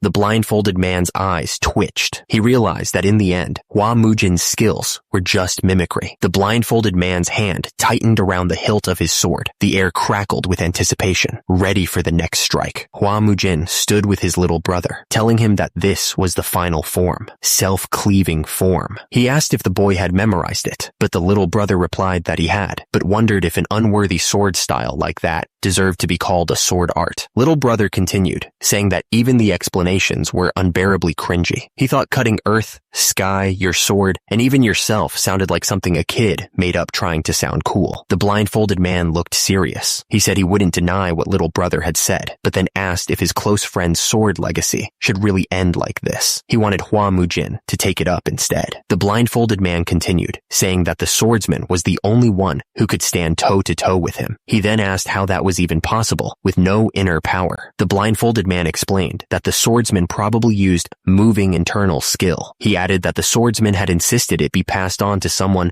not part of any sect, because those within the sect couldn't fully learn it. Little brother scoffed, asking if the blindfolded man was talking about moving internal skill. He called it a trash tier method. The blindfolded man snapped, telling little brother to shut up and accept that that's how it was. Little brother reluctantly replied, "Fine, okay." The blindfolded man kept explaining that if he swung the sword style 1,000 times, his body would start changing. He said that after 100,000 swings, sword aura would appear, and after 1,000,000 swings, almost no one could beat him. That's what the swordsman had told him anyway. Hua Mujin asked if practicing 1,000 times a day meant he'd master the technique in 3 years. He then wondered if the swordsman had really been as strong as the blindfolded man. The blindfolded man admitted he couldn't say for sure, but a fight between them would have ended in death. Hua Mujin was curious what kind of man the swordsman had been. He wondered about his life and his motivations. Suddenly, someone punched Hua Mujin hard, sending him sprawling. The attacker was on top of Hua Mujin. He stammered, relieved that Hua Mujin was all right. He had been worried when Hua Mujin didn't get up right away. He then threatened to kill him if he hit him again. Hua Mujin woke up, annoyed that he'd fainted after just one sword form. He realized he wasn't even doing 1,000 swings a day yet, and he knew he still had a long road ahead. He figured it was late, so he might as well eat. A tray was placed in front of him, piled high with steaming pork. There was also a bowl of rice and a small dish of sauce. Hua Mujin asked if it was pork. The other man explained that he had asked for meat side dishes the day before. He added that it had been so long since they'd had meat, so they should enjoy it. Hua Mujin declared that starting tomorrow, he wanted beef. The other man looked surprised, asking, "Beef?" Hua Mujin confirmed it, saying beef would build muscle better. Hua Mujin said that if money was an issue, he should use the funds from the loan syndicate. He told the other man not to worry and that he'd borrow more later. He added that until he fought Chong Dobo, he'd be eating 3 meals a day. The other man asked when Hua Mujin had started learning that martial art, and Hua Mujin asked if it was weird. Masak said it was weird that a guy who couldn't even function like a normal person was suddenly mastering sword techniques. Hua Mujin just kept eating. Masak said he was amazed. He mentioned how Hua Mujin didn't know any martial arts before, but then he used a chopstick to beat up the guards of the loan syndicate, and now he had this crazy sword style. Hua Mujin said he'd already told his siblings, so he figured telling Masak didn't matter. He seemed calm about it. Hua Mujin revealed that he wasn't really the eldest son, Hua Mujin. He claimed his real identity was the divine demon. Masak looked like he was about to say something, but Hua Mujin cut him off, saying he only worried about one thing. Hua Mujin feared that someday, like before, he'd lose his memory again and change into someone else, and then disappear without a word. The thought terrified him. Masak looked worried and grabbed at his shirt, asking if Hua Mujin was thinking of abandoning the Yomhwa clan. He seemed genuinely concerned. Hua Mujin sat there calmly and said he would never abandon the clan, not until Yonma became the strongest martial family in Sichuan. He added that he didn't really have anything else to do, and then repeated himself, emphasizing that he meant the strongest in Sichuan. Masak looked at him like he was crazy. He thought it was ridiculous that Hua Mujin was talking about making the clan the strongest. Hua Mujin just flicked Masak on the forehead, clearly annoyed by his disbelief. Hua Mujin told Masak to get out if he was done yapping. Masak, looking a little hurt, said, "Fine, fine, and started to leave. The wind howled around him, but he didn't seem to notice. He was all wrapped up in bandages, like he'd just gone through hell. Hua Mujin was surrounded by this crazy blue energy. He was thinking that being the strongest in Sichuan should be enough for him. Someone started pouring tea, the hot liquid steaming as it filled the cup. It was a moment of peace before everything went down. The guy at the table was talking about the duel. It was supposed to happen in 10 days between Chang Dobo and young master Hua Mujin. He seemed pretty focused on it. The bearded guy with glasses was sure that Chang Dobo was going to try to kill young Master Hua, and after that, he figured Chang Dobo would be after the Yom Emperor's inheritance. Masak suggested they just run away before the duel even happened. He asked Hua Mujin to think carefully about his decision. Masak was sitting in a room, waiting for Hua Mujin's answer. Masak declared that he wouldn't let the last two members of the family get hurt. He looked determined, like he was ready to do anything to protect them. The two kids stood behind him, listening intently. Hua Mujin stood there, sword in hand, ready to train. The air around him seemed to crackle with energy, like he was about to unleash something big. Hua Mujin swung the sword, putting all his strength into it. He thought to himself that just swinging a sword every day had built some muscle on his arm, and he'd finally reached the point where he could swing a gliniron sword with one hand. But he wondered why his sword technique was still unstable. Hua Mujin paused, wiping sweat from his forehead. He remembered that there was only a week left until the martial arts competition. Someone off to the side mentioned that he was still training hard. The little brother and little sister stood there, looking up at Hua Mujin. The little brother asked what had brought them there. Hua Mujin told them it was dangerous, and they should go play somewhere else. He admitted he'd been worried and had been watching them for a few days, thinking he might be overdoing it with his training. The little sister stood there, with tears in her eyes, confessing that Hua Mujin was doing this because of her harsh words. She sobbed, saying it was all her fault that their parents had died, because she had been so angry at that time. The bandaged man watched the children with a sad look on his face. He mumbled that whenever he saw kids like them, he was reminded of someone. The little sister looked up, trying to offer some comfort. She told him it was fine, and he shouldn't worry about it. The little brother started copying Hua Mujin's stance, trying to mimic his movements. He exclaimed that Hua Mujin's stance was incredible, and he looked like a real martial artist. The little sister giggled, pointing out that the little brother's stance was completely different from Hua Mujin's. The bandaged man watched them, thinking the kid was cute, as he tried to imitate Hua Mujin. Hua Mujin watched the kids, and it reminded him of when he trained with his master. He told them to stretch more. Hua Mujin's master told him that when swinging the sword, he should exhale as long as possible and absolutely not rush. Then, when returning to position, he needed to inhale slowly and shortly. Hua Mujin confirmed that he understood. He remembered his master saying that the most important thing in the solitary 9 swords was the breathing method of the pupil. Hua Mujin realized he had forgotten his master's words. He clenched his fist. Hua Mujin said not to worry about anything, because he would definitely win. He looked absolutely determined. The bandaged figure told the little brother and little sister to go back to their room now. There was something in the way he said it that made them both flinch. The little brother and little sister looked at each other, clearly uneasy. The little brother asked if nothing would happen, and the little sister guessed that nothing would. Rain poured down hard that night, and the wind howled through the trees. It was the kind of night that made you want to stay inside. Hua Mujin swung his sword, focusing on his master's teachings. He remembered his master saying that when swinging the sword, he should exhale as long as possible, and absolutely not rush. When returning to position, Hua Mujin inhaled slowly and shortly, just like his master had taught him. He felt the power flowing through his body. Hua Mujin poured out all the internal energy he had gathered in his body at once. The force of it sent debris flying everywhere. He had done it. Success. Debris rained down around Hua Mujin as he stood there, breathing heavily. The system chimed in, identifying the skill he had just used. Pupil. It was a qigong that built internal energy by directly moving the body. The system then warned him that compared to other qigong that perform energy circulation through meditation, pupil was classified as a lower-class martial art. Apparently, significant development of energy circulation was hard to expect from it. The rain continued to fall, each drop echoing the system's grim assessment. The weather seemed to mirror the bleak outlook for his training. Hua Mujin felt the energy flowing through him as he trained. He knew that in awakening such pupil, what was important was a stable breathing method. The sword moved with incredible speed, slicing through the air with a sound like tearing silk. Unlike before, when swinging the sword was difficult, Hua Mujin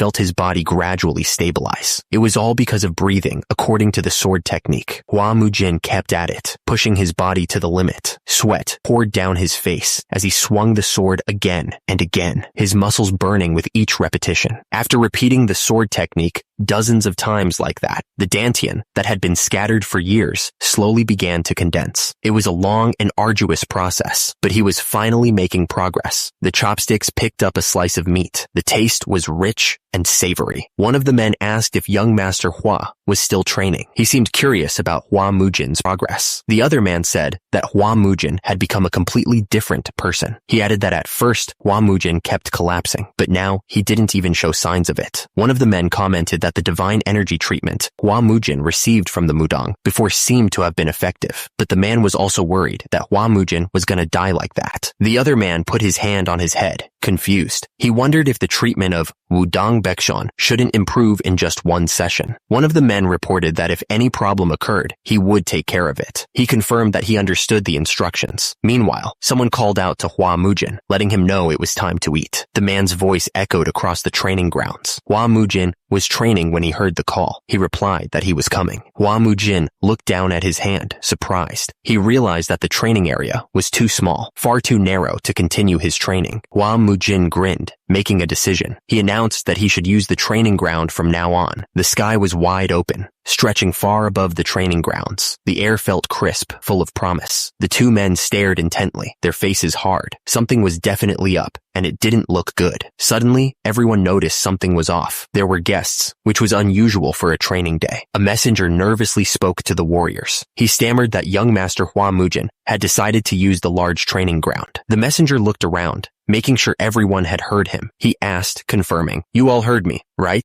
HWA Mujin announced that he needed to train alone, so he'd be using the large training ground for a while. He added that everyone else's should use the other training ground nearby. One of the warriors scoffed, asking what this half-dead corpse was even saying. He added that just swinging a sword didn't make anyone a martial artist, especially without even a drop of blood on the blade. HWA Mujin noticed the looks in their eyes and said that they were quite challenging. Even if he was the young master, this was sudden. Kyeolboin called out to everyone to step back. He said that since young master HWA Mujin had decided to train in martial arts, they should give him space. Kyeolboin watched HWA Mujin and thought to himself that the madness had erupted again. One of the warriors walked away from HWA Mujin, calling him a dull talent and telling him to stop. From the ground, HWA Mujin looked up at the warrior, clearly annoyed. HWA Mujin stared at the warrior and said if he had complaints, he should say it to his face. He added that only cowards bottled things up. The attacker looked back at the group and asked what he was suggesting. He said that among people who ate by the sword, what could they do if there were complaints? HWA Mujin stared intensely at the attacker. He wasn't going to back down. HWA Mujin grabbed his sword and said that they had to fight it out. He looked absolutely ready to beat the warrior. The attacker looked down at HWA Mujin, warning that even if the world had gone crazy, no real fighter would ever draw a sword against the future leader of the clan. He was dead serious. The attacker continued, saying there's a saying, a dog that bites doesn't bark, and a barking dog is just full of fear. He was trying to make a point about strength and intimidation. The attacker told HWA Mujin that if he wasn't going to step up, he shouldn't even start barking. He told him to live like a scared dog with its tail between its legs, obviously trying to provoke him. HWA Mujin's hand tightened around the hilt of his sword. The air crackled with tension as he prepared to fight. He wasn't backing down. HWA Mujin stared at the attacker. Mujin's grip tightened around the hilt of his sword, the energy pulsing around it. He was ready to unleash everything he had. HWA Mujin declared that regret wouldn't help the attacker at all. Meanwhile, the attacker was already moving, a blur of steel and fury. HWA Mujin held his sword high and declared that he wasn't the type to feel regret. He looked absolutely sure of himself. The impact of the blow shook the ground as HWA Mujin struck. The attacker's sword spun away, clattering to the ground. HWA Mujin didn't waste a second. He kicked the attacker hard, sending him flying backwards. The fight had already taken a toll on HWA Mujin. A trickle of blood ran down his face from a cut, showing just how close the attacker had come to landing a serious blow. The crowd watching the fight was getting restless. One of them shouted in in disbelief, wondering why Hwamujin was fighting without his sword. He also questioned what those moves were. Hwamujin dodged and weaved between the attacks, avoiding the strikes. He moved with a strange grace, like he was dancing between the blades. The crowd's frustration grew as Hwamujin continued to dodge. One of the spectators yelled at young master Hwamujin, telling him to stop dodging and face the attacks with his sword. Hwamujin gripped the sword tightly, looking at the person who had yelled at him. He agreed that he was right, and it was time to stop dodging. The attacker reached out, his hand surrounded by a strange red energy. He shouted that it had been 25 years since he entered the clan, and now it was all young Master Hwa's fault that the clan had fallen so low. The attacker's grip tightened around his shield. He was ready to attack again, and he looked absolutely furious. Young Master Hwa held two swords, pointing down. The attacker questioned how he could preach about martial arts after everything that had happened. The bearded man watched the fight with narrowed eyes. He looked like he was ready to jump in at any moment. The attacker yelled at young Master Hwa to know his place. He charged forward, ready to strike, but young Master Hwa met him head on. Young Master Hwa unleashed the solitary 9 swords, second form. The air around him crackled with energy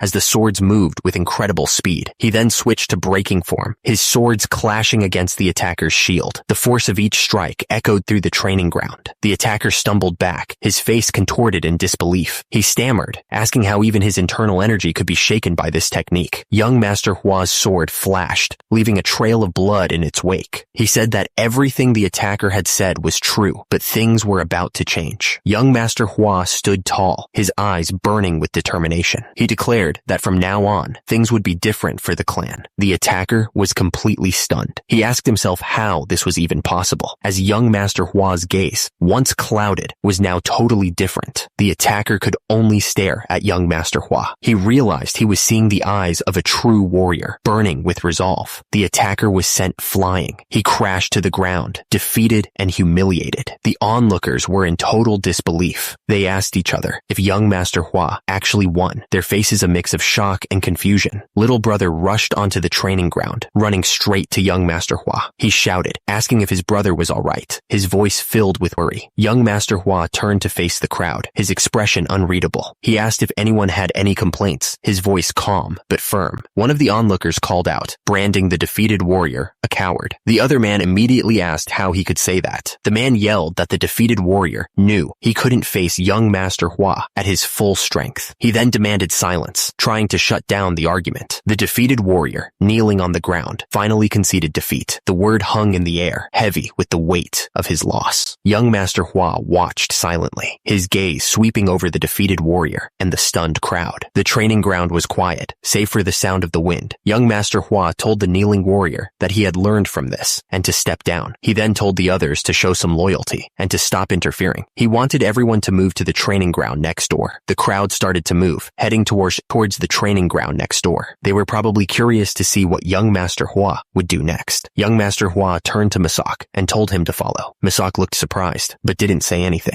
One of the onlookers muttered that even if he's the young master, this was going too far. He looked genuinely worried. One of the men asked why the other had held back. The second man snapped back that he was going to half kill the guy. One of the men stammered, asking if young Master Hwa really looked like someone who would spout empty words. Another admitted that it did seem like the mad young master had gained a heavenly opportunity. The image of Hwamujin flashed in his mind, showing that the young master had gained immense power. He was ready to fight. The first man wondered when young Master Hwa could have gained such power. He looked confused. Another one of the men looked up at the sky, deciding that since the young master had changed, it was probably fine. He seemed to be trying to convince himself. Night fell, and the Hwa clan was silent. The building stood tall against the night sky. The man stood in the room, surrounded by burning candles. He announced that the next day, they would have a duel with the Changhua Merchant Guild. Elder Joe asked how many years it had been since they entered this clan. He figured it had been about 37 years, which felt like a long time. The memory of Lord Yomjae flashed in his mind, showing how unmatched he was back in his youth. He remembered how Lord Yomjae appeared alone, and even the naughty Yang clan had no choice but to acknowledge his martial skills. Elder Joe recalled that they had both sworn to devote their lives, drawn by Lord Yomjae's radiance. The man looked to the side, his expression serious. He accused them of breaking that vow now. The man in the room insisted that this wasn't betraying Lord Yomja. He argued that they had to carry on his bloodline and martial legacy somehow. Another voice responded that he knew, and that the man didn't need to convince him of that. The man looked at the portrait, his face grim. He thought about how he had spent 17 years tending to young Master Hua's madness, and 17 years protecting the Yomhua clan as it withered away. The man turned to another and said that even if they met Lord Yomji in the afterlife, he wouldn't blame them. He then asked if the preparations were complete, since there wasn't much to do. He mentioned a little silver to secure a new place, and that only a handful of warriors and a few servants remained.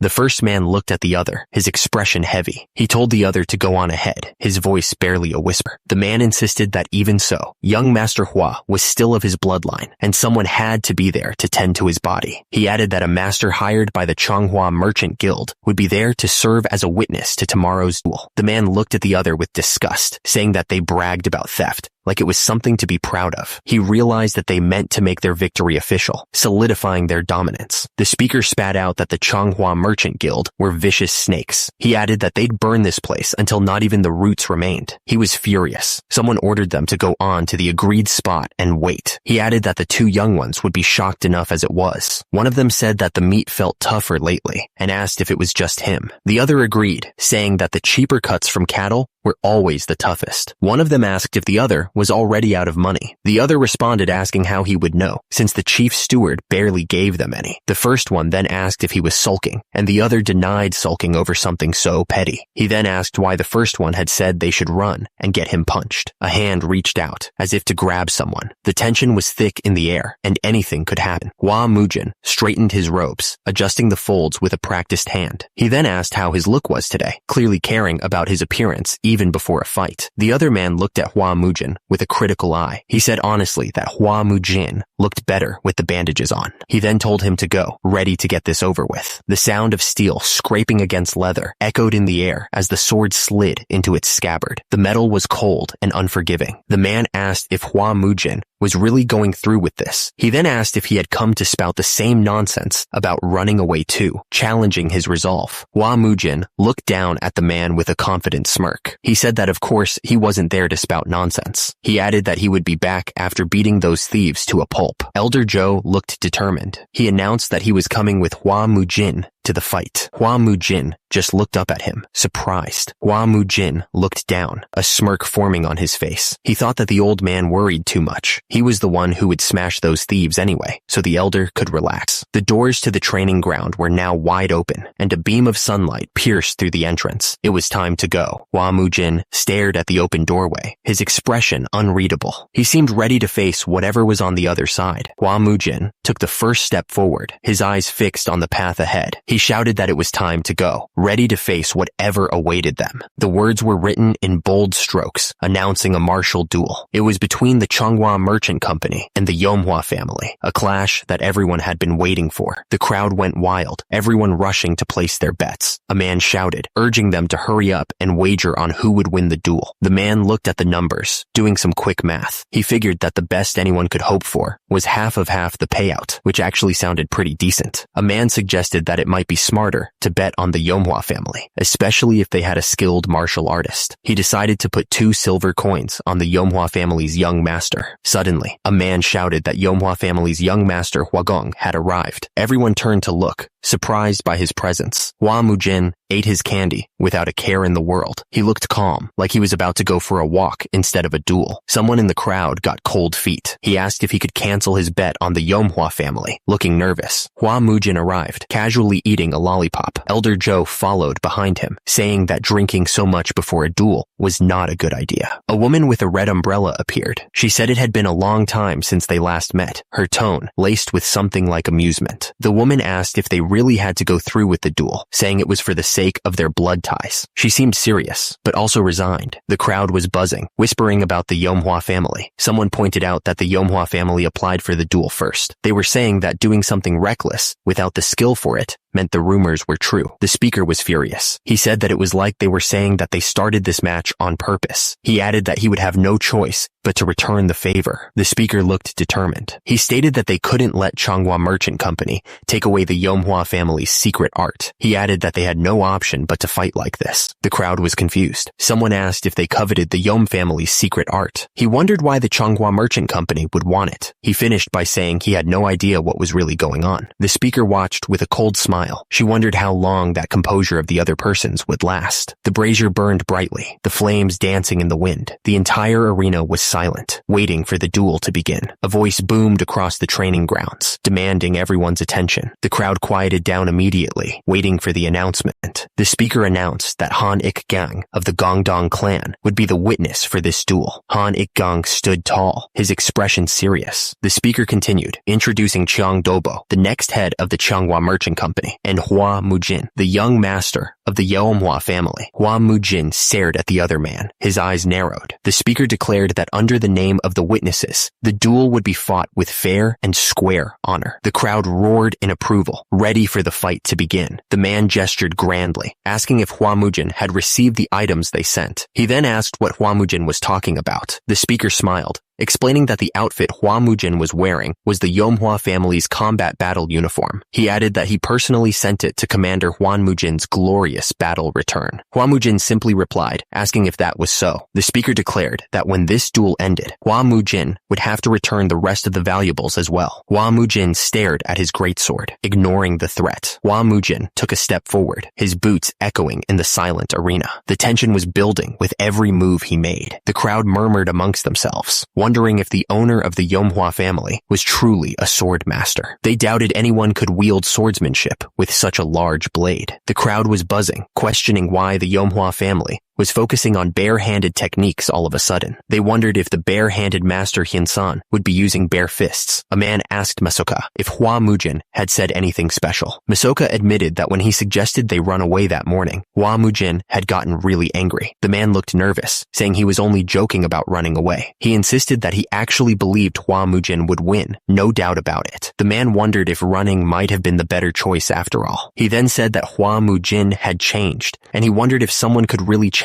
that suddenly, or if madness was somehow contagious. A man with a staff shouted, asking if both sides were ready to begin. Hua Mujin lowered his stance. His eyes narrowed as he gripped his sword tightly. The opponent on the other side grinned and asked if he was ready. A voice boomed across the training grounds, declaring that the duel was about to begin. The crowd held its breath, waiting for the first move. Hua Mujin didn't waste any time. He launched himself forward, his sword aimed right at the opponent. Hua Mujin's eyes widened slightly. He wasn't expecting the opponent to be so skilled, so ready. The two swords met with a deafening clang, sending sparks flying everywhere. The power behind the blow was incredible, shaking the ground beneath them. The spectators couldn't believe what they were seeing. So fast, they shouted in disbelief, eyes wide. The clash of swords echoed through the training grounds as Hua Mujin met his opponent's strike head-on. Wasn't Hua Mujin supposed to be severely mad? One spectator wondered. I heard he hadn't even learned martial arts. Where on earth does that power come from? The swords continued to grind against each other. Still, it's the skill of an one-day pup, another spectator scoffed, trying to downplay Hua Mujin's sudden burst of power. The duel intensified, the air thick with tension. Sparks flew as Hua Mujin and his opponent traded blows, each strike carrying immense force. The impact of another sword clash sent shockwaves through the training grounds. Hua Mujin kept his eyes locked on his opponent, his resolve unwavering. The duel was a storm of steel, the sound of clashing swords ringing in the air. Each strike was met with equal force, neither fighter giving an inch. The spectators watched with amusement, some even laughing at the display. They clearly didn't think much of Hua Mujin's chances. One spectator, watching from under his umbrella, was starting to reconsider his earlier assumptions. He thought to himself that Hua Mujin was surprisingly enduring. Another observer, studying the fight with a critical eye, compared Hua Mujin's skills to those of Daboga. He thought that, compared to the martial arts that Daboga had built up until now, it was negligible. Hua Mujin swung his sword with renewed determination, ignoring the doubts of the spectators. He was going to prove them all wrong. The punch connected with a sickening thud.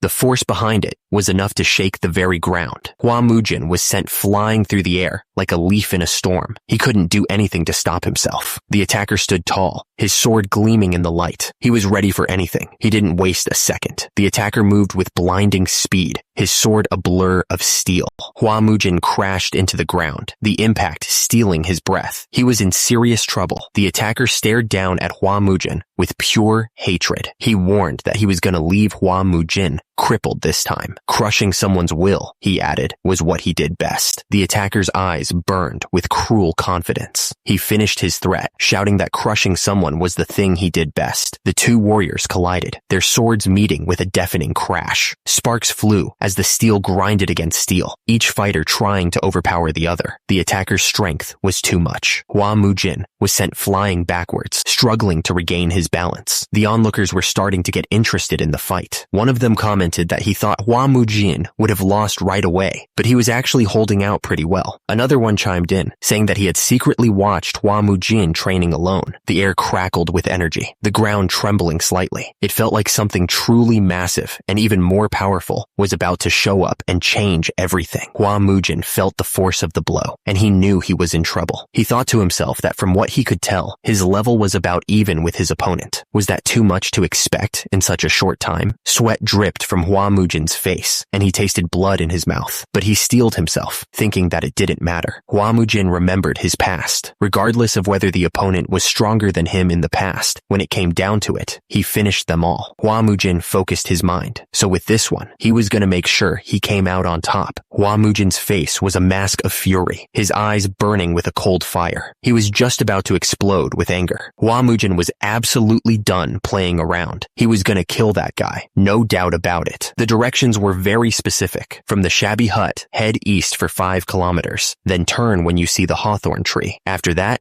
it was another 3 kilometers to wherever they were going. The carriage moved quickly, the wheels kicking up dust as it sped down the road. Leaves swirled around them, pushed by a strong wind. The man said he had finally arrived. He was relieved that the 2 kids with him were asleep, which made it easier to bring them along. The man asked if the other person really wasn't coming with him. He pointed out that the dead person was still a blood relative, and someone needed to gather his remains. The other man replied that he would personally oversee the last journey of young Master Hua. After that, he would meet them at the promised location. The man sighed, looking up at the sky. Turns out, he wasn't sure if he was doing the right thing at all. The clash of swords echoed through the training grounds. Sparks flew as the 2 fighters traded blows, neither giving an inch. The observer watched the fight intently. He thought that Chang Dobo was pretty good for someone his age, but in the end, he was only at the level of a sword demon. The 2 fighters collided with incredible force. The impact sent shockwaves through the air. The crowd watched with bated breath, the tension thick in the air. They were all waiting to see who would win. The crowd was watching the duel between Hua Mujin and Chang. One of them commented that young Master Hua seemed to have the upper hand. Apparently, the second moon of the Celestial Merchant Guild wasn't all that impressive. Chang's face was covered in sweat and blood. He was breathing heavily, starting to struggle against Hua Mujin. Hua Mujin's sword slammed into Chang, sending him flying backwards. The force of the blow shook the ground. The crowd gasped, realizing what was about to happen. Some of them yelled at young Master Hua to dodge. Hua Mujin wasn't listening to the crowd. He was completely focused, using the Peerless 9 Swords first form, preemptive step.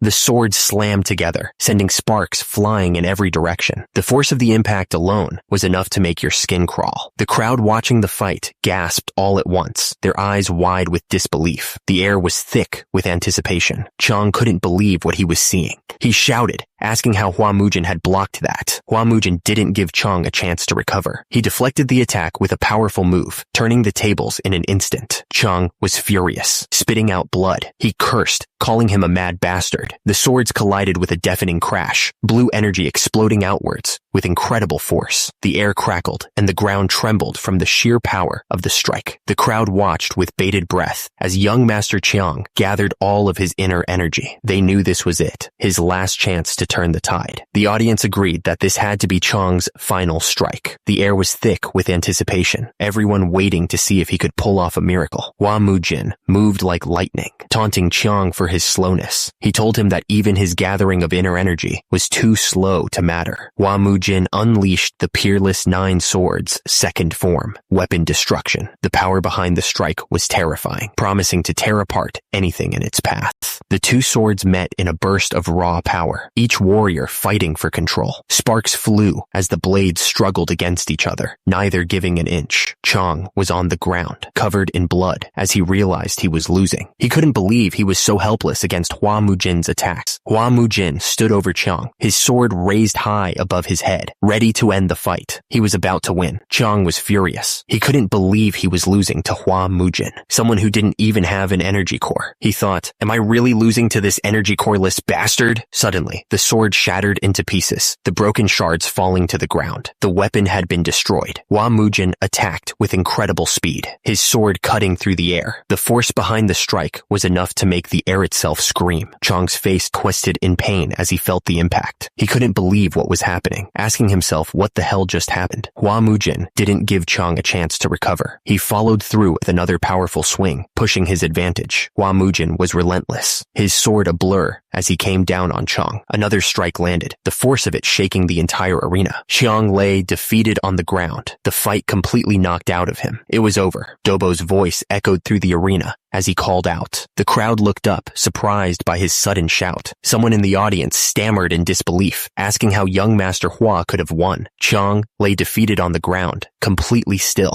Hua Mujin stepped down hard, his foot crushing Chang's arm. The sound of bones cracking echoed through the arena. Hua Mujin stared down at Chang, his voice cold as ice. He warned that he would take the arm as payment for a 17-year-old grudge. Chang looked up, his face pale with shock. He stammered, asking what Hua Mujin had just said. Hua Mujin looked down at Chang with a cold expression. He remarked that since it was the Changhua Merchant Guild, maybe they could find a way to reattach the arm. Hua Mujin turned and walked away, his footsteps echoing through the arena. Each step seemed to carry the weight of his victory and the finality of his actions. Chang lay on the ground, broken and defeated. The arena was silent except for his ragged breathing, a testament to the brutal end of the duel. Someone in the crowd pointed out that Chang's energy core was shattered as well. Hua Mujin just shrugged, acting like he didn't go too far. The other person argued that there was a clear skill gap and the match was decided long ago. But then another person fired back, asking if it was really necessary to use the 7 wounds fist strike on the head of a 5-year-old kid who knew no martial arts. Hua Mujin's eyes glowed red with fury as he spoke. He declared that this was merely the end of a 17-year-old grudge, and from now on, they would pay the price for provoking the Flame Hua clan. The air crackled with tension as Hua Mujin delivered a final warning. He told them to prepare themselves well, hinting at the storm that was about to break. Hua Mujin turned his back, sheathing his sword with a metallic click. He walked away, leaving the defeated Chang and the stunned onlookers behind. Tears streamed down the person's face as they trembled with rage. They screamed that they would never forget what Hua Mujin had done. The crowd gasped, their faces a mix of shock and fear. The air was thick with disbelief as the weight of Hua Mujin's actions settled upon them. Hua Mujin stood tall, his sword gleaming under the arena lights. The crowd watched in stunned silence, unsure of what they had just witnessed. The onlookers couldn't believe what they had just witnessed. One of them said that he crushed an outer sect disciple of the Kongdong sect in just a few moves, and that it was a sword art they'd never seen before. The crowd erupted in cheers, hailing Hua Mujin as a new martial master. They chanted his name, their voices filled with excitement and disbelief. One of the men suggested they head back. The other one agreed, still stunned by what he had just seen. Hua Mujin turned and walked away, his back to the crowd. One of the men commented that he didn't remember Hua Mujin's back being so broad. Chief Steward Do shouted, replying with a nervous, "Yes?" He was clearly on edge. The Chief Steward Do wondered if Hua Mujin had already noticed they were planning to run away. He was getting a bad feeling about this. Hua Mujin asked with a smile about the gold he had entrusted to them. He didn't seem angry, but his eyes were cold. Chief Steward Do laughed nervously, saying that of course he hadn't spent it all. He added that he'd have to stop by the bank soon because of some money issues. Chief Steward Do suddenly said that there was one more thing he needed to mention. He looked like he was trying to avoid something. Hua Mujin said he didn't really care if Elder Zhou and the other warriors left the clan, but he warned that if anyone ever tried to split him apart from his 2 younger siblings, they'd have to pay with their lives. Hua Mujin's face darkened, his eyes promising a brutal response. The threat hung heavy in the air. Hours later, the sun began to set, painting the sky with streaks of orange and purple. Little brother shouted, upset that it was his brother's duel day. He said he couldn't forgive whoever did this, but then he paused, saying he should probably read the message that came with the messenger pigeon first. "Oh dear," little brother said. said, clearly worried. Little sister tugged on his hair, equally concerned about what the message said.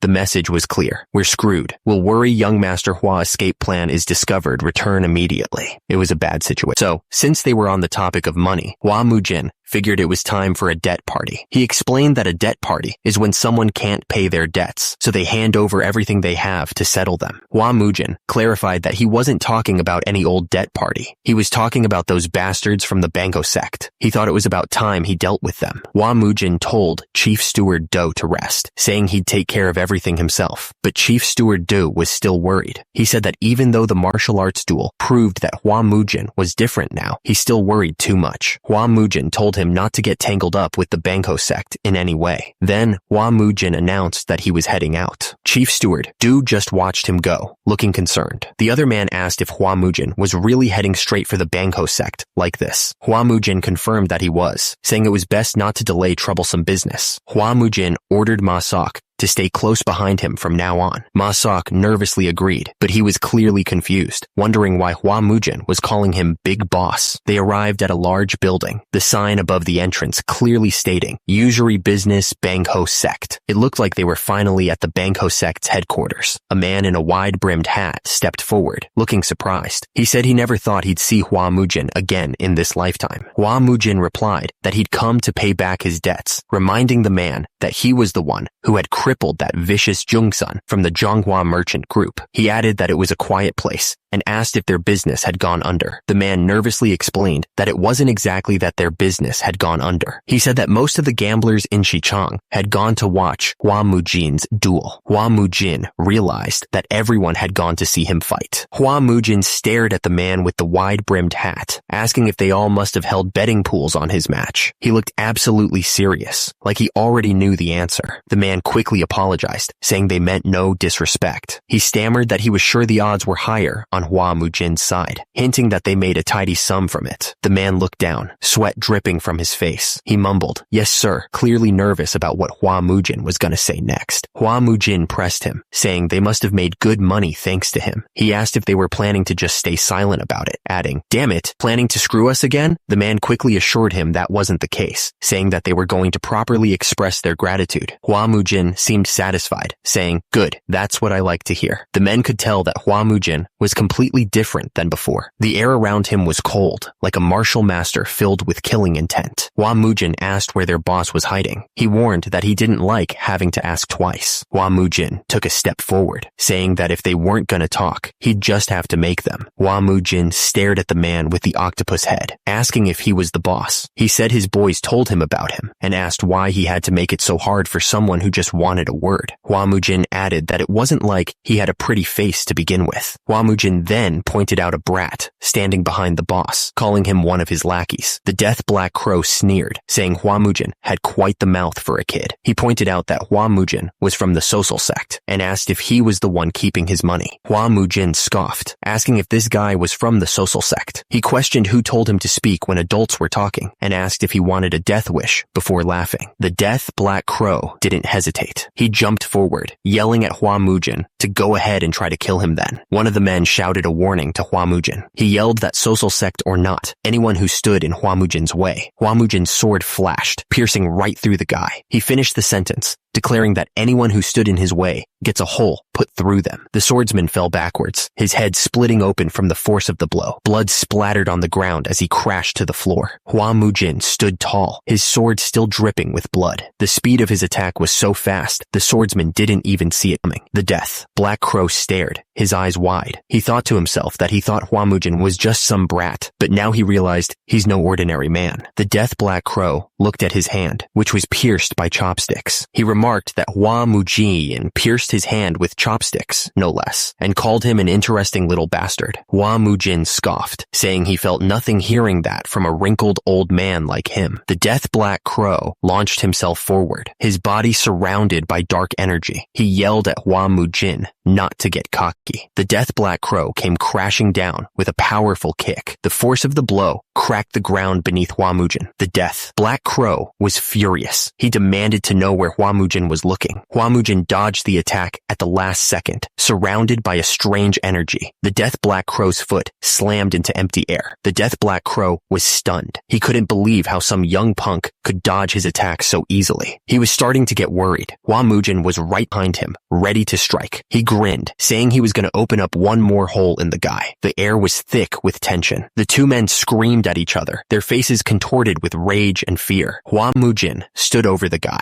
asking if he was enjoying the breeze. The guy spat out blood, cursing Hua Mujin for attacking them, warning that the sect would come for him. The fallen man, his face covered in blood, threatened that Hua Mujin's family and friends wouldn't be safe either. Hua Mujin scoffed, telling the guy to send the social sect after him if they were so tough. He added that the guy was gonna die right there. The guy begged him to wait. The guy started begging, offering his wealth, even his concubines, if Hua Mujin would just spare him. Hua Mujin looked at the guy with disgust, asking if he suddenly wanted to live. Hua Mujin was breathing hard, telling the man that he didn't need his concubines, but that wealth he mentioned did interest him. The man, his face covered in blood, promised that it was all in Dechang. He swore he'd bring everything back. Hua Mujin replied that was the right attitude, but if he didn't return, Hua Mujin warned that he'd be breathing through the holes in his face instead. The man quickly agreed that he'd be right back. Hua Mujin paused for a moment. Now then, Hua Mujin looked down at the others, his eyes cold. He asked if they should continue settling this debt. One of the men fell to the ground, begging Hua Mujin to spare him too. He was clearly terrified of what was about to happen. The man promised that he'd give Hua Mujin everything he owned if he spared him. His face was covered in sweat as he pleaded for his life. Hua Mujin looked down at the man with cold eyes. He told him that that was nonsense, since his property was already his. The man stammered, asking what he meant. Hua Mujin explained that the profits he'd wrung out of the commoners were 7,000 gold nyang. He added the price of all the lives he'd ruined by manipulating the martial clans. Wouldn't that just about equal all his assets? The man stammered that he'd give Hua Mujin everything, including. The man's eyes were wide with shock, a dark hole piercing his forehead. Hua Mujin asked him if he didn't understand plain speech, his voice dripping with disdain. Hua Mujin stood over the body, looking down with a cold expression. He asked why the guy kept offering what was already his, like he was too dumb to understand the situation. The remaining men watched with wide eyes, realizing they were next. The air was thick with fear, and nobody dared to move. One of the men, desperate to save himself, asked who was next in command after the dead guy. He stammered that he was the vice sect leader. Hua Mujin replied, surprised that he hadn't been expecting that. The vice sect leader begged Hua Mujin to spare him. He swore he'd live honestly if he got another chance, his voice cracking with desperation. Hua Mujin stared down at the vice sect leader. He told him that he could live, deciding to spare him for now. Hua Mujin then asked how much the dead man's property was worth, including his house, brothel, and cash. The vice sect leader reported that it all amounted to 4,000 gold nyang. Hua Mujin also wanted to know about the Bangho sect's total assets, including all establishments, which the man said were at least 10,000 gold nyang, plus a 500 gold nyang tribute to the social sect. Hua Mujin looked at the numbers. He noted that the Bangho sect leader had 4,000 gold nyang, and all business profits would naturally come to him. He added the Bangho sect's total assets of 10,000 gold nyang, the tribute to Sosol of 500 gold nyang, and compensation for their emotional damage, totaling about 20,000 gold nyang. He declared that this sounded fair. The vice sect leader stammered that he would prepare the transfer documents and bring them right away. Hua Mujin agreed, telling him to handle all documents and gold right there. The vice sect leader replied with a fearful, "Yes, sir." Hua Mujin paused, a dark glint in his eyes. He asked if they should start negotiating the ransom prices for the rest of them. The remaining men looked on, terrified. Hua Mujin told them he'd spared the leader, but he never said he'd spare the rest of them. The remaining members of the Bangho sect begged him to spare their lives. The man screamed, his face contorted with pure terror. It was a sound that echoed through the room, full of dread.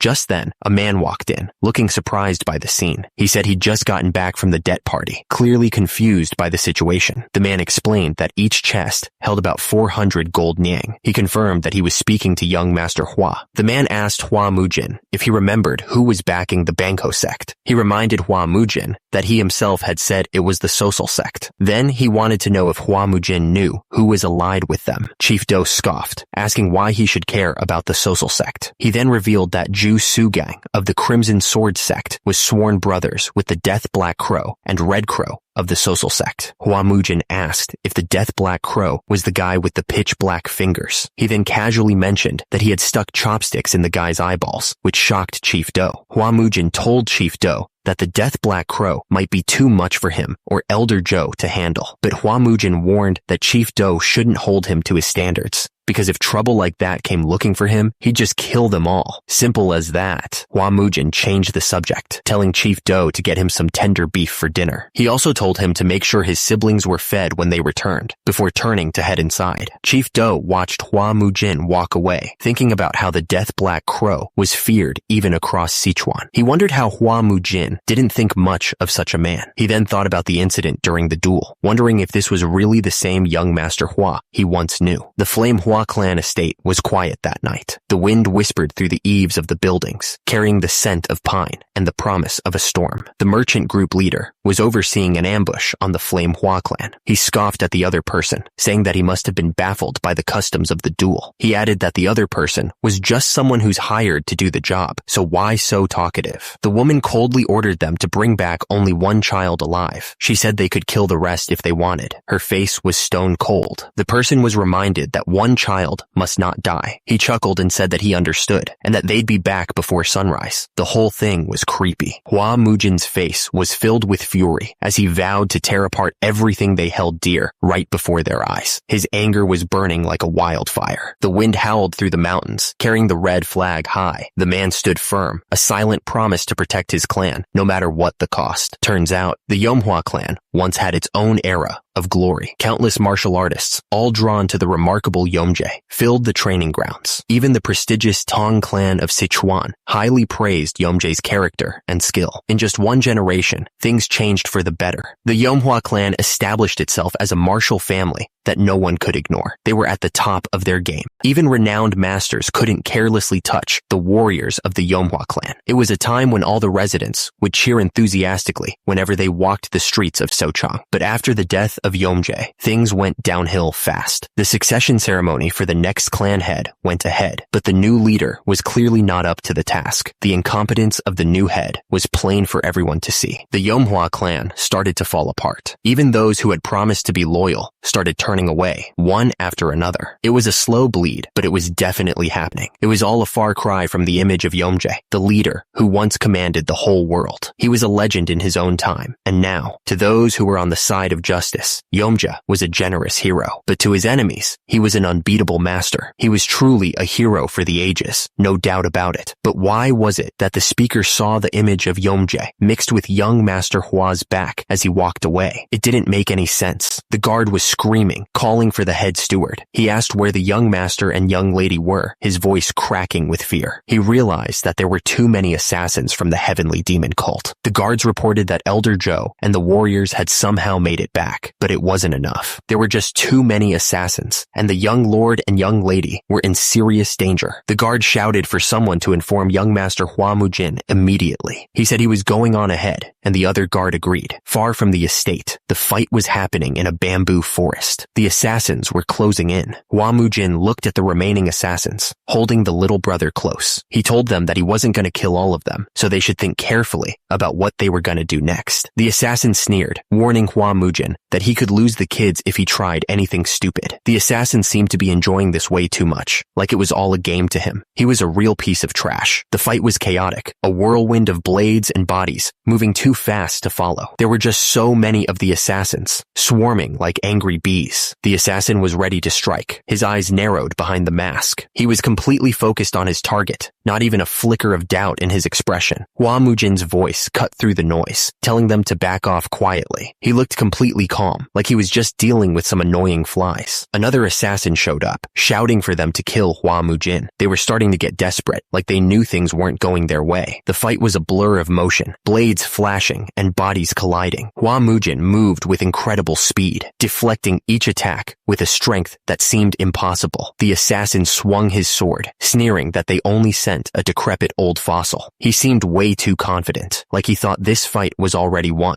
Elder Joe shouted for him to be careful, his face twisted with worry. He knew something was up, that this fight was far from over. Hua Mujin struck the assassin, sending him flying backwards. The force of the blow echoed through the air, leaving no doubt who was in charge. The assassin crashed to the ground, defeated. He was probably regretting his cocky attitude now, realizing he messed with the wrong guy. The assassin realized he was outmatched and shouted in frustration. He couldn't believe how fast Hua Mujin was, the blade moving faster than he could follow. The assassin's face was slashed open, blood spraying everywhere. He felt a sharp pain and realized he was in serious trouble. Another assassin yelled that they should handle this side, ordering his comrades to leave one kid alive and kill the rest. He was clearly enjoying this, the scumbag. The assassin raised his sword, declaring that it was time to die. He looked absolutely ruthless, ready to end someone's life without a second thought. A final scream echoed through the air as someone realized this was really the end. The attack landed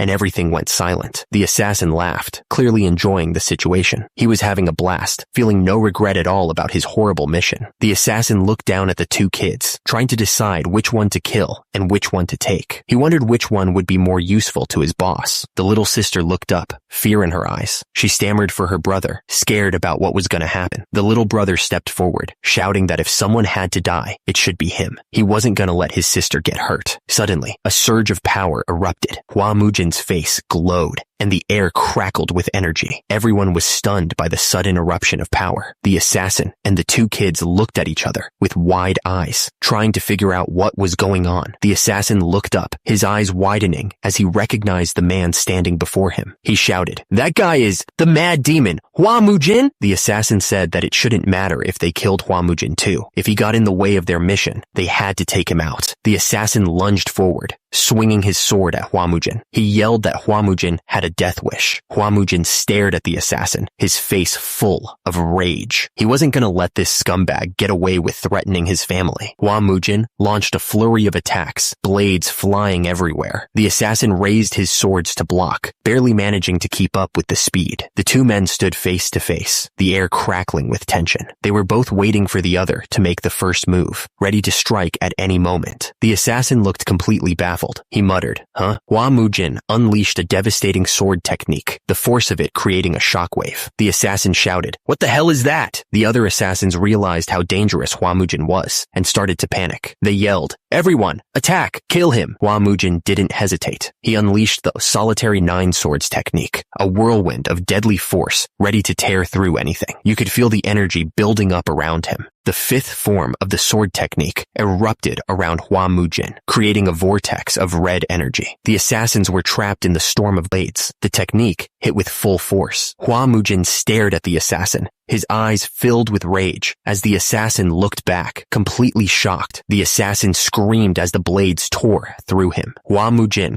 stood over him, showing no mercy. Hua Mujin stood there, covered in blood, as the assassin fell to the ground. The fight was over. The assassin realized he was facing a monster, not a man. He was done for. Hua Mujin stood there, his sword dripping with blood. The assassins were all dead. Hua Mujin looked down at someone, his face grim. He warned them not to even twitch if they wanted to live. Hua Mujin stood protectively in front of the children, a wall between them and the carnage. He was going to make sure they were safe, no matter what. The little sister looked up, confused. She asked if he was her brother. The little sister covered her eyes, telling Hua Mujin not to look. She asked if her brother had gotten rid of all the bad guys. Hua Mujin confirmed that he had, which was why she shouldn't look. Hua Mujin held the little sister close, asking if she was okay. The little sister stammered, saying that she was fine. Hua Mujin told the little brother that he must have been scared. The little brother puffed out his chest, denying it completely. He declared that he wasn't scared at all because he was a son of a martial family. Hua Mujin looked down at the little brother, giving a small smile. He told him that he did well. Hua Mujin turned to Elder Joe, ordering him to take the injured warriors and the children back to the estate. Elder Joe bowed his head, agreeing right away. He told everyone to hurry to the infirmary. Hua Mujin looked down at the lost arm, then asked how long the guy was going to want whine about losing just one arm. He clearly wasn't sympathetic. Hua Mujin glared down at the assassin and asked if that woman from the Changhua Merchant Guild had sent him. He looked absolutely furious. Hua Mujin stood over the injured assassin, his sword gleaming in the moonlight. He told him to answer properly, and maybe he'd let him live. The assassin stammered, asking if Hua Mujin would really let him live. He quickly added that Hua Mujin shouldn't make him repeat himself, because he could wipe them all out. The assassin admitted that he was right. He said that the head of the Changhua Merchant Guild, Bu Choyeon, had hired them through the Sarambang. The assassin asked if Hua Mujin was really going to spare him. He was clearly scared. Hua Mujin told him that if he didn't want to die, he should run back and tell that woman something. Hua Mujin stood over the bodies of the fallen assassins, his eyes burning with rage. He told the guy to tell that scumbag how Hua Mujin of the Yomhua clan had slaughtered her people and how he was going to kill them all from now on. A few people noticed Hua Mujin walking toward them, and one of them pointed out the blood covering him. Another asked who it could be, answering that it was the lunatic from the Flame Hua clan. The guy wondered if his madness had gone away, but decided that it looked even worse. Anyone who saw Hua Mujin walking down the road, covered in blood from head to toe, couldn't laugh at him anymore. They couldn't look down on him either. Not anymore. One of the people mentioned that Hua Mujin had taken down Bangho sect all by himself. Another person was shocked, calling them vicious bastards. Someone else added that he had even left the second son of the Changhua Merchant Guild half paralyzed. One of them recalled that people once called Hua Mujin the mad young master. He thought it was strange, remembering that when Hua Mujin was a kid, they had called him a prodigy blessed by the heavens. He wondered if that talent was returning, now that they were calling him the hidden dragon of the Sichang. Hua Mujin just kept walking, leaving the gossiping crowd behind him. He had a mission to complete, and he wasn't going to let their opinions slow him down. One of Hua Mujin's men came running, shouting, "Young master!" The man sighed in relief. "Thank goodness. You're walking on your own. Are you hurt anywhere?" Hua Mujin waved him off, saying he was fine. He asked if everyone was in the medicine hall. The man confirmed. Yes, not a single one escaped injury. The second young master and Lady Goyon are resting in their rooms to regain their strength. Hua Mujin nodded, satisfied. "Well done. Prepare a bath for me right away." The man agreed immediately. Night had fallen over the estate. The building stood silent under the moonlight. Hua Mujin sank into the hot water, letting the heat soothe his aching muscles. He let out a long breath, finally able to relax for a moment. Hua Mujin muttered to himself about the second young master and Lady Goyon needing to rest to regain their strength. It was something unthinkable for the children of a martial clan. Hua Mujin didn't want those two to see the cruelty of the world just yet. If he could, he'd rather let them live, seeing only good things. Hua Mujin stared at the orb, wondering if he was protecting someone else onto those kids. He was starting to get protective. Hua Mujin repeated the thought in his head, reinforcing his decision. He was going to make sure they were safe. Hua Mujin leaned back in the bath, looking out the window. The moonlight cast long shadows across the room as he thought about the future. The next day, the air in the medicine hall was thick with anticipation. Someone asked, stuttering, about the Red Flame art manual. Hua Mujin confirmed that it was indeed the Red Flame art manual he was asking about. He wondered why the other person was so startled. He asked if he had asked for something he shouldn't have. The man with the beard looked at Hua Mujin suspiciously, asking for the reason why he was asking for it. Hua Mujin looked absolutely furious. He wondered if the man was worried he'd relapse and tear it apart in another fit. He quickly denied that was the reason. Hua Mujin declared that the man couldn't possibly teach his clan's secret techniques right now. So, starting tomorrow, he would personally train the two of them. Elder Ju sighed, and judging by his face, he clearly doubted Hua Mujin. He quickly denied it, though. Elder Ju said that there was no need to worry and that nothing would happen. He handed over the Red Flame art manual, understanding the situation. Hua Mujin said goodbye and asked the man to rest well. Elder Ju asked him to please take care. Elder Ju sighed, wondering if this would really be okay. The other man told him not to worry so much. He reminded him that he'd seen Hua Mujin's astonishing swordsmanship. The man continued that Hua Mujin's fits had stopped recently, and he was clearly improving. Honestly, it looked like he was almost cured. He figured it must be that the specialist treatment was finally working. Hua Mujin thought that this wasn't just any ordinary encounter. It had to have been with a powerful martial master. There was no other explanation. He felt like the 17-year shadow cast over the Flame Hua clan seemed to finally be lifting. At the Flame Hua clan training ground, Hua Mujin began to explain the butterfly dance. The little brother asked what the bee buzz meant, since he didn't understand. Hua Mujin told them that it meant to face your opponent as if freezing their feet in place, while your own movement remained as free as a butterfly's. He looked at them with pride, hoping they would understand. Hua Mujin said that it was a fundamental movement technique he created himself based on countless real combat experiences. The little sister looked surprised and said that Elder Ju said he barely had any real combat experience. Hua Mujin panicked and told her not to say that out loud. Hua Mujin cleared his throat and said that there was enough theory and that it was time to move to actual sparring. He told both of them to attack him with the most basic technique they learned. The little brother looked excited and said he was coming.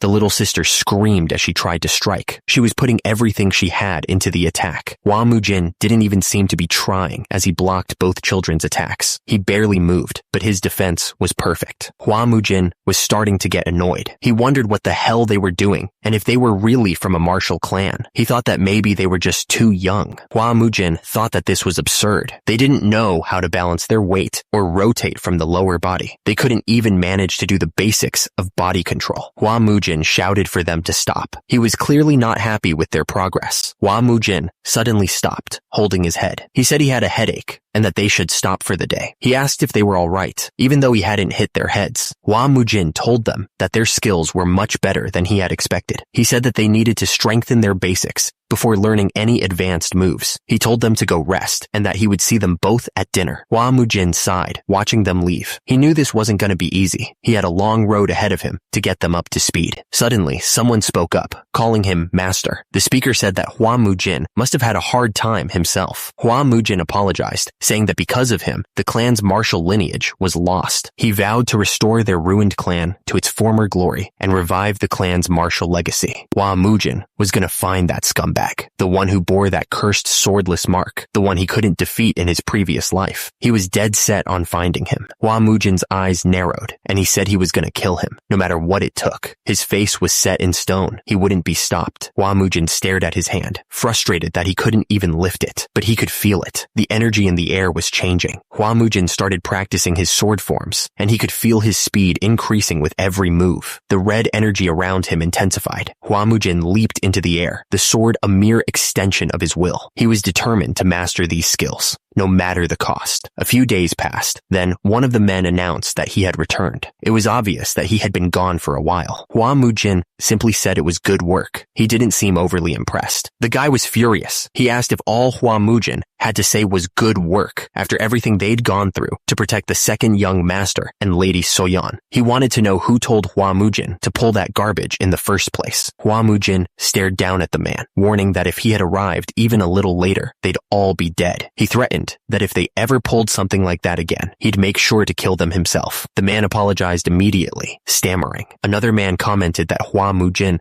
was definitely getting better. He said that he was the only one who could treat the young master, and that with just a few more sessions, Hua Mujin would be fully cured. The guards saw the approaching figure, and one of them asked who it was, saying they didn't have any food for beggars. But another one of the men quickly corrected him, pointing out that it was Sir Taoist, the same man who had treated them. The man apologized deeply to Sir Taoist, explaining that the young lord hadn't fully recovered yet. He then cleared his throat and shoved another man out of the way, trying to make amends for the rude behavior. The man realized how rude he had been and apologized, explaining that he hadn't recognized Sir Taoist at first. He looked genuinely embarrassed by his mistake. Sir Taoist smiled slightly, saying that they must be hungry after their long journey. He politely asked them to come inside first, trying to ease the awkwardness. A few days before, the man recalled that the Taoist had inherited the Taoist lineage of the Wudong sect. He also remembered that the chief steward had paid a hefty sum to invite the Taoist, who was famous for his miraculous martial arts and positive energy healing. Hua Mujin looked at the Taoist and said, "So this is the man? Please, come in." He cleared his throat, signaling for the Taoist to enter. The chief steward bowed deeply to the Taoist, showing his respect. He seemed eager to please the man who had been invited at such a high price. The chief steward looked at the Taoist suspiciously, asking if he had really inherited the Wudong sect's Taoist lineage. He seemed to be testing the Taoist's claims. The Taoist stammered for a moment, then declared that he was the only Taoist to inherit the true essence of the Wudong sect. He boldly proclaimed, "I am the Wudong White Immortal." Hua Mujin looked down at the Taoist with a smirk, saying, "So you claim to be the Wudong White Immortal? How strange. I've never heard of any successor of Wudong's Taoist lineage surviving." The Taoist stammered, looking up at Hua Mujin. He tried to defend himself, saying that it was nonsense and he was the real deal. He told Hua Mujin to listen to him and tell him the truth while he still could, because he wouldn't be able to turn back later. Hua Mujin looked at the Taoist with a skeptical expression. He asked what the Taoist was saying and if he was doubting him. Hua Mujin told him to go on and keep talking, and he'd try to believe him for real. Hua Mujin drew his sword and prepared to strike the Taoist. He said that if the Taoist was truly a disciple of the Wudong sect, dodging the sword should be a piece of cake. He moved fast. The Taoist screamed as Hua Mujin's sword came closer. He couldn't dodge it. He was terrified. The chief steward started yelling, asking what Hua Mujin was doing and demanding that someone stop him. He questioned why the young master was treating the grand man before him that way, but Hua Mujin cut him off immediately. He told the chief steward to shut up and go fetch a bucket of water quickly, because he was going to show everyone something funny. Hua Mujin didn't even wait. He poured the water on the Taoist's head, soaking him completely. The Taoist just groaned in shock, not expecting that at all. The Taoist looked absolutely furious. He shouted, asking what this madness was. He demanded to know if the Flame Hua clan repaid kindness by humiliating their savior. Hua Mujin didn't say a word. He reached out and grabbed something on the Taoist's face, pulling hard. Turns out it was a fake beard. The chief steward and the others stared in disbelief. The chief steward stammered, realizing that the Taoist was a fraud. Hua Mujin stared down at the Taoist, a sinister smile spreading across his face. He pointed out that the guy had even glued the beard on carefully before calling him a filthy fraud. Hua Mujin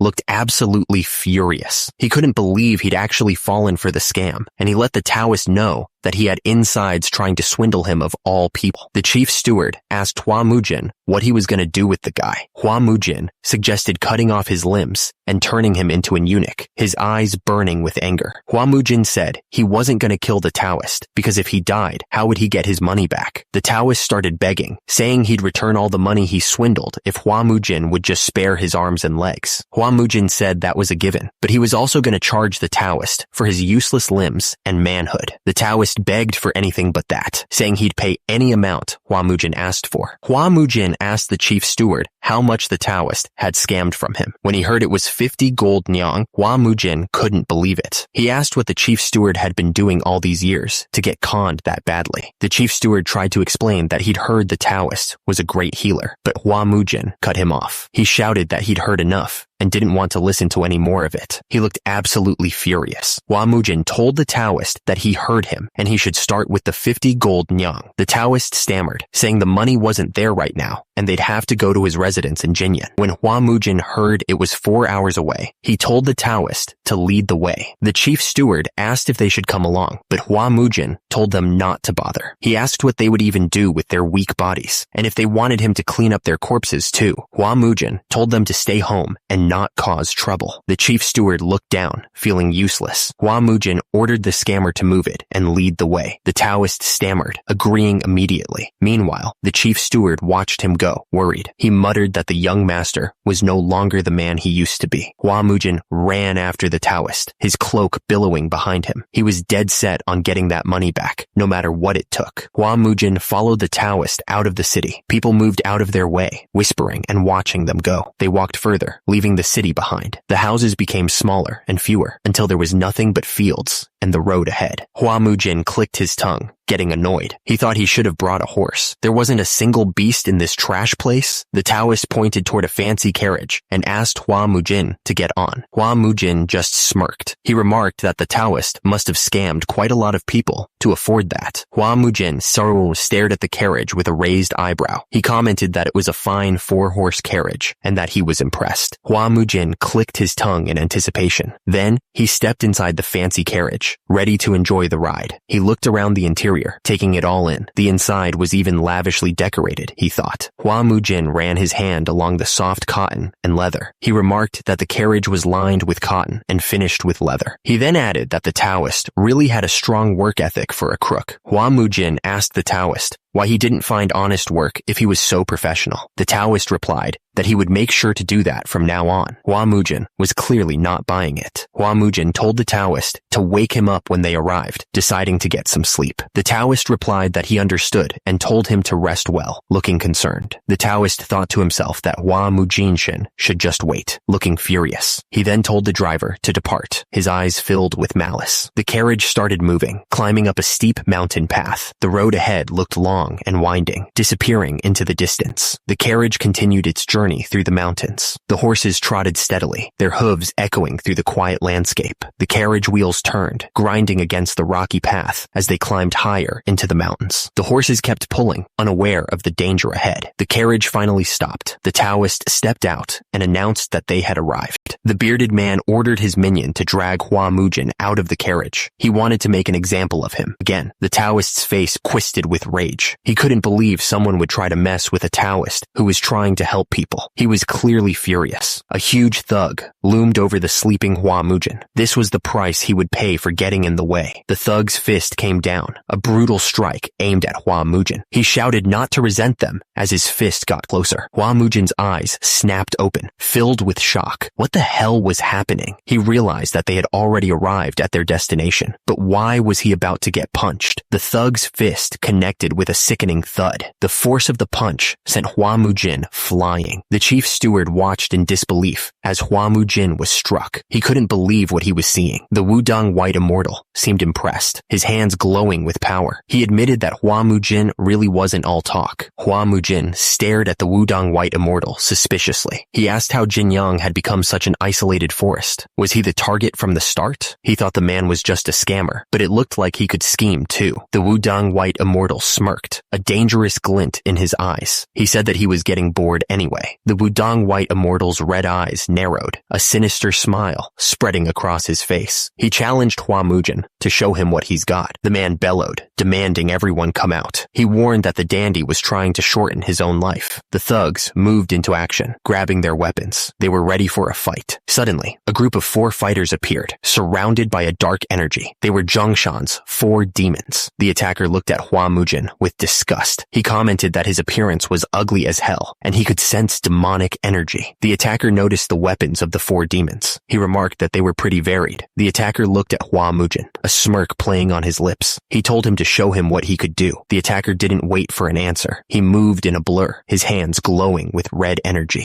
Hua Mujin grunted as the blow landed. The force of the strike sent him staggering back. Just as the attacker was about to strike again, the Zhonghayan 4 demons rushed in. They surrounded Hua Mujin, ready to defend him. One of the Zhonghayan 4 demons realized what was happening. He shouted that the attacker was only going after one person. He told his comrades they had to help Hua Mujin. The attacker was hit hard, and he could feel it. He yelled, saying that the blow was coming down like a mace, and that it was so heavy. Hua Mujin managed to block the attack, but the force behind it was immense. He grunted as he absorbed the blow. The clash between them was intense, each blow carrying tremendous power. Sparks flew as their weapons met, the force of impact shaking the ground. Hua Mujin stood over the attacker, looking down at him with cold eyes. He told him that he was nothing special after all. Hua Mujin didn't waste any time. He struck the attacker with a final, devastating blow, sending him flying. The attacker yelled, feeling the power behind his strike. He was sure he had the upper hand. Hua Mujin barely managed to block the attack, but the force behind it was huge. He could feel the impact shaking his arms. The sound of metal on metal echoed through the mountains as their weapons met once more. The attacker grunted, pushing harder. Hua Mujin was hit, the force of the blow taking his breath away. He felt a sharp pain shoot through his body. Hua Mujin didn't give him a chance to recover. He launched a counterattack, his sword moving with blinding speed. Hua Mujin barely managed to hold his ground, blocking the strike just in time. He grunted, feeling the force of the blow. The immortal didn't let up, pressing his attack with relentless speed. He was determined to break through Hua Mujin's defenses. Hua Mujin was hit, the sword tearing through his guard. He felt a sharp pain as the blade made contact. Hua Mujin fell to the ground, the force of the blow sending him sprawling. He groaned, trying to get back on his feet. Hua Mujin thought to himself that they were definitely using demonic arts. He wondered how there could be demonic arts here in the Central Plains, and he didn't want to kill juniors who used them. He wondered what to do. do. Hua Mujin looked down at the men he had defeated and paused. He was trying to decide what to do with them. One of the Zhonghaian 4 demons fell to his knees, begging for his life. "We lost. Please spare us," he pleaded. The same member of the Zhonghaian 4 demons continued to speak. Damn it, to think the Zhonghaian 4 demons would be defeated so helplessly. After the first few moves, it was obvious we're no match for you. Why'd then mess around and get hit, if you like getting hit? Hua Mujin looked down at the defeated men and said, "Fine, I'll spare you. I'll destroy your energy core and sever your meridians." The member of the Zhonghaian 4 demons cried out in pain as Hua Mujin's words hit him. One of the Zhonghaian 4 demons was on his knees, begging for mercy. He cried out, saying they were only following orders. Hua Mujin just stared down at the man, unimpressed. "Don't whine at that age of yours," Hua Mujin said coldly. Hua Mujin leaned in, demanding to know who taught him those martial arts. The Zhonghaian 4 demons member seemed confused. He stammered, asking what Hua Mujin meant by that. Hua Mujin pressed him harder. He wanted to know who his master was. Hua Mujin said it was ridiculous to call what he had demonic energy, but that was definitely it. He added that there weren't many who emitted demonic energy in the central plains. The member of the Zhonghaian 4 demons started to crack. He admitted that until the year before he was last alive, they didn't even know his master's name. He said that their master told them to forget about looking for other disciples under him. Hua Mujin scoffed. He said that they should have kept their heads down and practiced shabby martial arts quietly, but instead they went thieving. The member of the Zhonghaian 4 demons denied it immediately. He said they weren't thieves and only helped with their brother's business on the side. The Taoist looked up at Hua Mujin, trying to justify his actions. He asked if Hua Mujin knew what that man was like, and still helped him. He argued that saving people was a righteous deed, wasn't it? Hua Mujin cut him off, clearly not interested in excuses. He ordered them to leave and to stop being lackeys. He coldly warned that if he ever saw them again, they would die. The group quickly thanked him, relieved to be let off so easily. Hua Mujin continued, now demanding that the Taoist not only pay ransom for the men, but also pay with his own life. He added that he wanted reimbursement for his lost stamina and mental damage during the whole incident. The Taoist stammered, asking if there was even such a thing as mental damage. Hua Mujin watched as the carriage slowly made its way down the mountain path. He didn't say a word, just stared as it disappeared into the distance. One of the thugs remembered his master's words. He had said that they weren't good at thinking and had gullible ears. Their master had warned them that they needed to carefully choose who they befriended. One of the thugs brought up something their master had said. He had told them that if they ever met someone strong and righteous, they should follow them and serve them. The other thugs nodded in agreement. Their thoughts were aligned. Hua Mujin was getting annoyed. He asked why they were stopping again and what it was this time.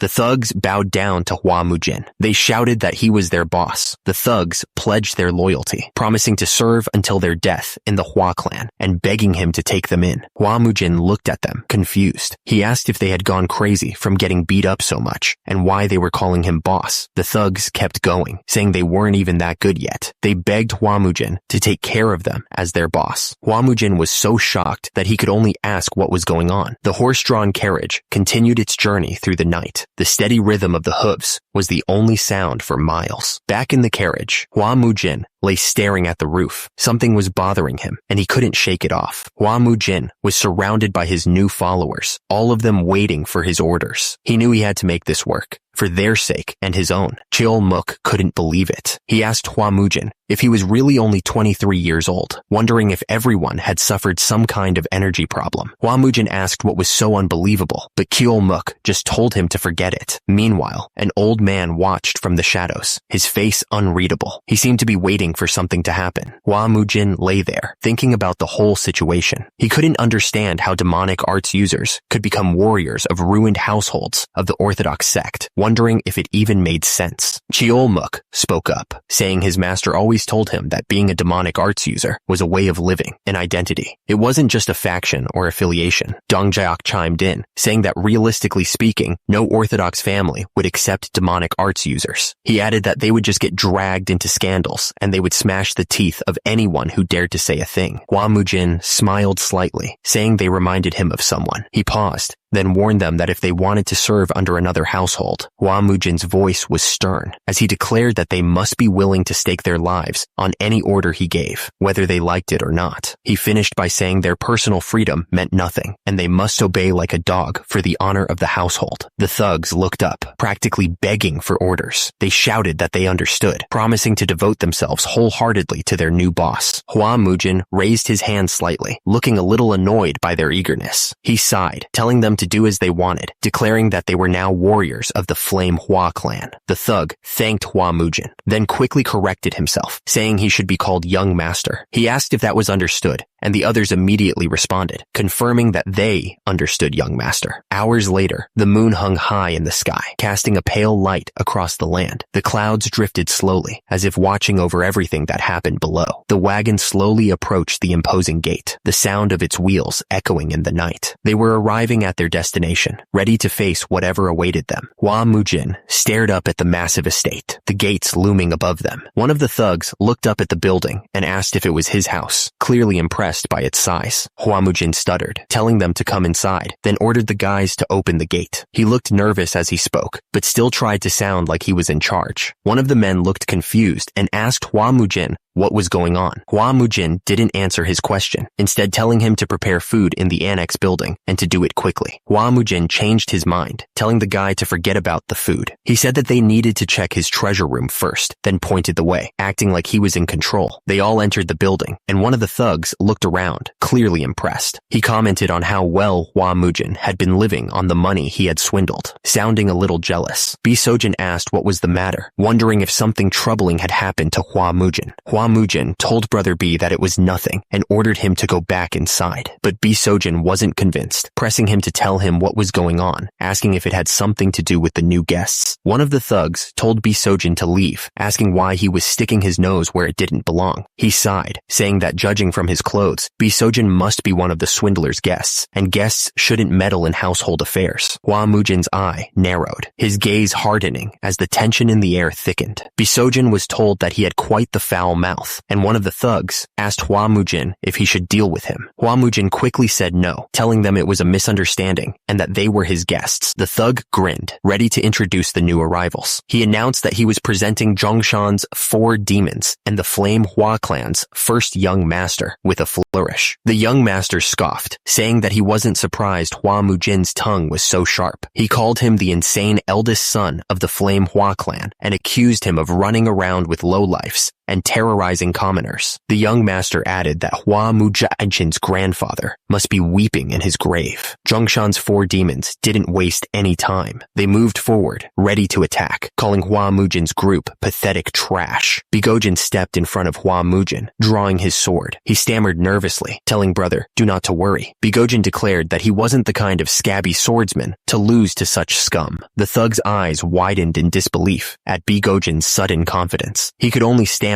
asking if he was serious. The grip tightened on the staff. He'd had enough of whatever was going on. The man with the staff looked absolutely furious. He asked for permission to crush that scumbag's jaw. Bigojin pleaded with the young master, begging him to allow him to handle it. He insisted that he would take care of it himself. Bigojin stood his ground, facing the attacker. The air crackled with tension. The young master smirked. He said that the dog does know how to protect its owner, and told the mutt to come at him. Hua Mujin narrowed his eyes, locking onto the target. His sword flashed out, a streak of pure energy aimed right at the attacker. The swords crashed together with a deafening clang. The attacker laughed, confident in his strike. The attacker smirked, observing Hua Mujin's technique. He declared that Hua Mujin's swift style was useless because he lacked strength. Hua Mujin looked absolutely shocked by the statement. The swords met again, the force of the impact reverberating through the air. Hua Mujin felt a surge of panic as he realized the attacker might be right. With a sickening crack, Hua Mujin's sword shattered. He stared down at the broken pieces, unable to believe what had just happened. The onlookers watched the fight above them with intense anticipation. They were sure that it was over, that there was no way Hua Mujin could make a comeback from here. One of the fighters examined the swords, realizing that his own weapon was weaker. He figured that it would break soon, either his sword or his skull. Suddenly, something unexpected happened, and he was caught completely off guard. The swords crashed together, the force of the impact sending shockwaves through the air. Each strike was faster and more powerful than the last. The sword moved with incredible speed, cutting through the air like a hot knife through butter. It was a strike that could decide the entire fight. Hua Mujin's eyes burned with determination, his focus absolute. He was ready to give it everything he had, no matter the cost. The air crackled with raw power, and the ground trembled beneath their feet. The energy was building up to some kind of massive attack. Hua Mujin was calm and collected, as if he knew exactly what was going to happen next. He asked one of the thugs to throw him his iron club. The thug, surprised, replied, "Yes, young master." Hua Mujin's face twisted with rage as he heard the insult. He asked in disbelief, "What did you say? My grandfather is crying in his grave?" He was clearly not going to let that slide. Hua Mujin's eyes glowed red with fury as he made his threat. He warned that he was going to make sure the guy couldn't keep burrowing from the grave right beside his grandfather. But then he paused, as if realizing something. The thugs could only stare in disbelief, completely caught off guard. They were making weird noises, clearly shocked by the turn of events. Hua Mujin's eyes glowed with fury as he threatened to break the guy's bones. He didn't care if the man was going to share a coffin with his grandfather. He was going to make him pay. Laughter echoed from somewhere far above, overlooking the village. The unknown person was clearly enjoying the show, commenting that Hua Mujin certainly knew how to beat someone properly. One of the Zhongshan 4 demons casually remarked that the guy was about to die any second now. The others just nodded, like it was no big deal. The man with the yellow hat suddenly begged the young master to spare the guy's life. He was even offering to pay for it, clearly desperate to save him. The man with the yellow hat continued to beg, explaining that the guy had ties to the unorthodox martial heavens. He insisted that he couldn't let someone like that die in his household, offering to pay whatever it took. He was really pleading. The young master listened, then said that he had been thinking the man would put his foolish hope in that fool. He added that he should have said so earlier, like it mattered. Someone reached for the door, their hand outstretched. The air was thick with anticipation. The young master looked around at the men and the gold. He observed that it looked like they had raked in quite a lot already. The young master's face was cold as he smiled. He announced that it was time to start calculating, beginning with the worth of the 4 men behind the guy in gold ingots. The young master continued, adding that he had been thinking the man would throw them into the flames, or why would he? He also calculated the compensation for the guy's limbs at 300 gold ingots, the chef's worth at 500, and that loudmouth brother of his at even more. The young master finished by adding the psychological damage he suffered and the physical strength he wasted, totaling 1,000 gold ingots. The young master smiled coldly. To keep the math simple, he told the guy to hand over everything he had. He asked if there were any objections. The guy, sweating and pale, could only stammer that there weren't. He thought to himself that this scumbag was worse than any group of bandits. 2 men started carrying chests full of gold. They struggled under the weight, but they didn't dare complain. The room was silent except for the clinking of the coins. The man with long hair ordered his men to leave nothing behind. The men acknowledged his order immediately. Hua Mujin looked up, lost in thought. He seemed to be calculating something in his head. The folding screen stood in the room, silent and imposing, but something felt off about it. Hua Mujin stared intently at the folding screen. He wondered what it was. There was a strange energy coming from it, something he couldn't quite explain. Hua Mujin wondered if it was just his imagination. The other man asked if he liked the folding screen. Hua Mujin said he didn't particularly care for it, and the man replied that he had a sharp eye. He added that the folding screen was the work of Master Zhang Sogen. The young master told the other man that he was worried about the room being too empty. He offered the folding screen as a gift, suggesting he could take it with him if he wished. He then called the man a greedy brat. The carriage was loaded with gold, ready to be hauled away. It was a king's ransom. Hua Mujin told the man that he wouldn't be needing his carriage anymore, so he was taking it. The man replied that it would be an honor if he did. Hua Mujin then ordered everyone to move out. The carriage wheels turned, kicking up dust as they rolled away. The sound of the wheels echoed through the streets. Hua Mujin called out a farewell. He told them to live a righteous life, and that he'd see them next time. The men on the ground could only watch as he left. As the carriage rolled away, the man shouted after them. He was furious that he had been robbed of everything. He couldn't believe the young master had done this to him.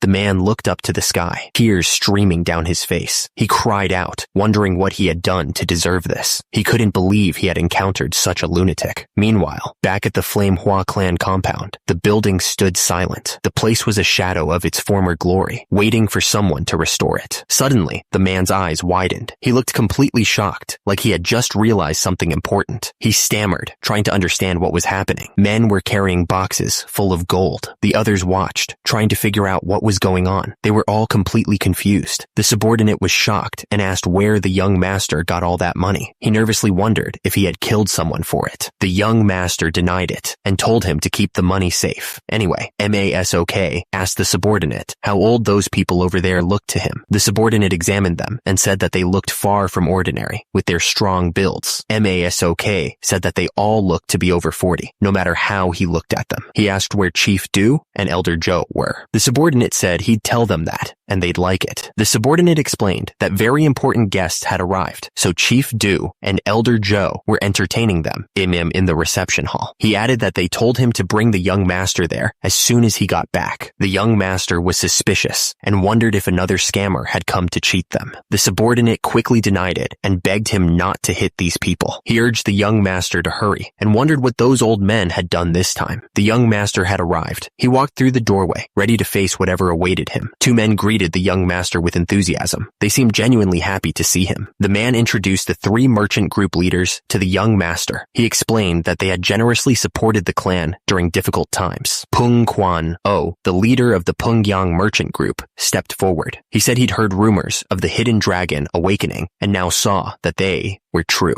Dong Guanyo, leader of the Muryang Merchant Union, introduced himself next, relieved to see the young master looking healthy after his hardships. Huang Yuchong, the current manor master, followed, saying it had been too long since he last paid his respects. Hua Mujin clasped his hands together, a faint smile playing on his lips. The three merchant leaders shifted slightly, exchanging glances with each other. The air in the room was thick with unspoken tension. The men sat down around the table, each with a small cup of tea in front of them. They smiled, but their eyes held a calculating glint. Hua Mujin paused, holding the teacup close to his lips. So, what was he going to say? Hua Mujin looked directly at the three men, his expression unreadable. One of the men quickly apologized, saying that they hadn't come to pressure him for repayment. He added that they simply wished to congratulate him on his awakening and hoped they hadn't caused any discomfort. Hua Mujin thanked them for their devoted support. He explained that repayment should be handled properly, but he had only recently regained his senses and wasn't fully aware of the clan's current state. Hua Mujin then said he wanted to know the total debt the Flame Hua clan owed their groups. One of the men stuttered, but agreed that they needed to know the exact amount before they could discuss a repayment schedule. He added that, although he wasn't glad about it, they would disclose the approximate amounts. The men began to list the debts: 5,300 nyang for the Pungyang Merchant Group, 3,200 nyang for the Golden Finance Manor, and 1,900 nyang for the Muryang Merchant Union. Hua Mujin listened intently as the total debt came to light: 10,400 nyang. The weight of that number settled heavily in the room. One of the men spoke up, admitting that he had something to confess. He explained that they had been under a lot of pressure from the Changhua Merchant Group, and the air in the room grew heavy. The man explained that the Changhua Merchant Group wanted the rights to the Flame Hua clan's debt. He added that they knew it would harm the clan, so they had been strongly rejecting them. The man continued, explaining that after the duel, the Changhua Merchant Group began using their massive financial power to pressure them. They monopolized all their trading goods and cut off all the merchant groups associated with them. The man's voice trembled as he revealed that the Changhua Merchant Group had even stolen away their branch managers. He said that they were shameless, and he couldn't believe such things were happening. The man admitted, with a tone of shame, that they no longer had the strength to endure. Before they surrendered the rights to the debt, they felt they at least had to warn Hua Mujin. Hua Mujin looked at them, his expression full of sincerity. He expressed how grateful he was for their generosity, adding that thinking of everything they had endured weighed heavily on his heart. Hua Mujin continued, his voice filled with emotion. He pointed out that all those who had clung to their clan when times were good had left, but Elder Joe, Chief Do, and these three men remained to protect the clan. Hua Mujin clasped his hands together, his eyes gleaming with determination. He stated that although he may not be well versed in scholarly matters, there was one thing he understood well: debts of gratitude must be repaid properly. Hua Mujin stood tall, a confident smirk playing on his lips. He declared that he would repay everything the Flame Hua clan owed them right away, his voice ringing with conviction. Elder Joe and Chief Do exchanged surprised glances, their eyes wide with disbelief. One of them stammered, questioning if that was truly possible, a glimmer of hope flickering in his eyes. Amujin's eyes narrowed as he spoke with conviction. He declared that, in return for their help, he would free their groups from the Changhua merchant group's control. His words hung heavy in the air. A hush fell over the room as everyone listened. They were clearly surprised by his bold statement, waiting to see what would happen next. Chief Do leaned forward, his expression hopeful. He asked young Master Mujin if this meant he was willing to use force on their behalf. The question was heavy with expectation. Hua Mujin responded immediately with confidence, but another man interrupted in panic, questioning if young Master Mujin even knew who was backing those scumbags. The man's concern was obvious. The man with glasses looked up in alarm. He revealed that it was the Kongdong sect, one of the strongest sects in the entire Murim,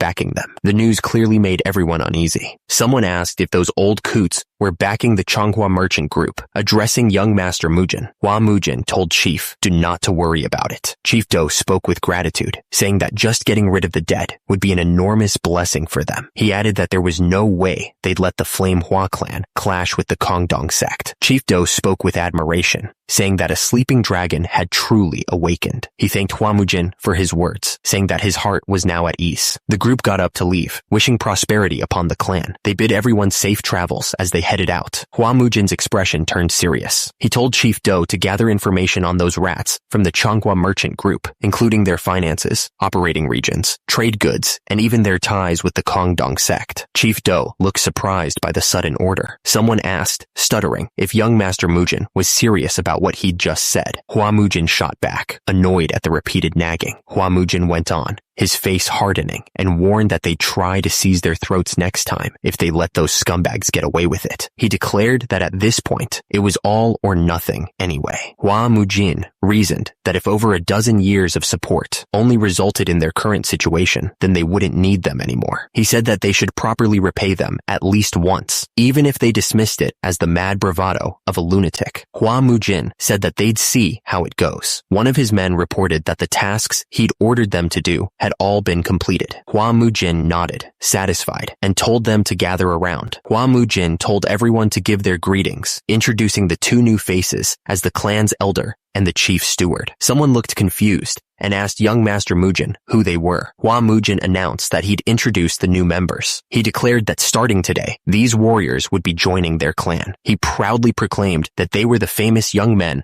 of Zhongshan. The Zhongshan's 4 demons stepped forward as a group. They asked everyone to look after them. Hua Mujin grinned, clearly enjoying the moment. He told them not to be shocked yet, because he had something even more surprising to reveal. Hua Mujin revealed that all of them were younger than him. Someone in the group stammered in disbelief. One of the Zhongshan's 4 demons complained that he was starving and asked if they should go tear into some meat. He wondered why everyone was looking so stunned, assuming they were just overwhelmed by their presence. One of the clan members challenged young Master Mujin, asking if he was aware of the Zhongnan's 4 demons' fearsome reputation. He demanded to know why young Master Mujin would bring them into the clan without asking anyone. Young Master Mujin countered, asking if the clan member had consulted him before trying to sneak his younger siblings out. Young Master Mujin declared that if he approved, they would stay, but if not, they were out. He reminded the clan member that he was the one who would become the next clan patriarch. Young Master Mujin casually told Ma Sok to go buy a cow. A clan member stammered that they didn't have any money, pointing out that over 1,000 gold had just been used to repay their debts. The clan member looked completely shocked by the request. The clan member exclaimed in shock about all the money. Another clan member asked young Master Mujin if he had done something. The clan member looked completely shocked. He stared at the folding screen and stammered, wondering what it was. Young Master Mujin explained that someone said it was one of Jang So-san's pieces and gave it to him. The clan member exclaimed in disbelief, "Jang So-san?" Young Master Mujin continued, explaining that apparently even if they sold it for cheap, it would at least get them 90 gold, so he took it. The clan member looked at the screen, impressed. "Oh, it looks genuine." The clan member asked if that should be enough to buy meat. Young Master Mujin stammered, saying it was more than enough. The clan member replied, "Then stop talking and go buy it." Hua Mujin watched the clan member leave. He stared off into the distance, lost in thought. The folding screen stood silently in the room. It seemed to radiate a strange energy. The next morning, the sun rose over the mountains. The air was crisp and cool, promising a new day. Hua Mujin stood before his clan, ready to begin. He asked if they wondered why he had called them at dawn. Hua Mujin explained that after everything that had happened lately, he realized they all needed special training. He emphasized that the foundation of swordsmanship was the body that wielded it, and no matter how great the martial arts, it was useless if the body was weak. Hua Mujin declared that starting that day, they would begin special physical training. He looked determined, ready to whip them into shape. Hua Mujin added that he would personally oversee it. He stared intensely, making sure they understood the seriousness of his words. Young Master Mujin looked at his clan members, a serious expression on his face. He warned them that he hoped there would be no dropouts as they followed him. He pointed to the sacks of rice at their feet, each weighing 144 kilograms. Young Master Mujin declared that from that day on, the sacks would be their loyal training partners, emphasizing that it was not food, and anyone caught eating it would be dead. Little brother and little sister looked at their sack of rice, comparing it to the others. Little brother pointed out that theirs looked much smaller, maybe 15 kilograms at most. One of the clan members looked confused, stammering as he asked what exactly they were supposed to do with the rice sack. Young Master Mujin told them to hoist it onto their shoulders. One of the men looked at young Master Mujin with disbelief. He protested, saying that the rice sack would need 2 men to lift together, clearly doubting the task. Young Master Mujin glared at the men, his eyes burning with fury. He told them to shut up and pick up the sacks, or they'd regret it. He drew his sword slightly, letting them see the dull edge. Young Master Mujin explained that it might not be sharp, but one hit would crush every bone in their bodies. He told them to lift it up or spar with him. Young Master Mujin turned his attention to the 4 demons, looking absolutely furious. He asked if they were playing around, saying that practitioners of demonic arts shouldn't be so embarrassing, and told them to lift 3 sacks each. He repeated the offer, telling them that if they didn't want to lift the sacks, they could spar with him instead. The man groaned, his body screaming in protest under the weight. He was pushing himself to the limit, every muscle burning with effort. Young Master Mujin watched the trainee struggle and shouted encouragement. He told them that if they decided to lift it, they could. The trainee strained under the weight, his vision blurring. He pushed back the pathetic thought that he couldn't do it, knowing that only death awaited if he aimed for what was impossible. He told them to start sitting and standing, 200 repetitions. The group started the sitting and standing exercise, grunting with each repetition.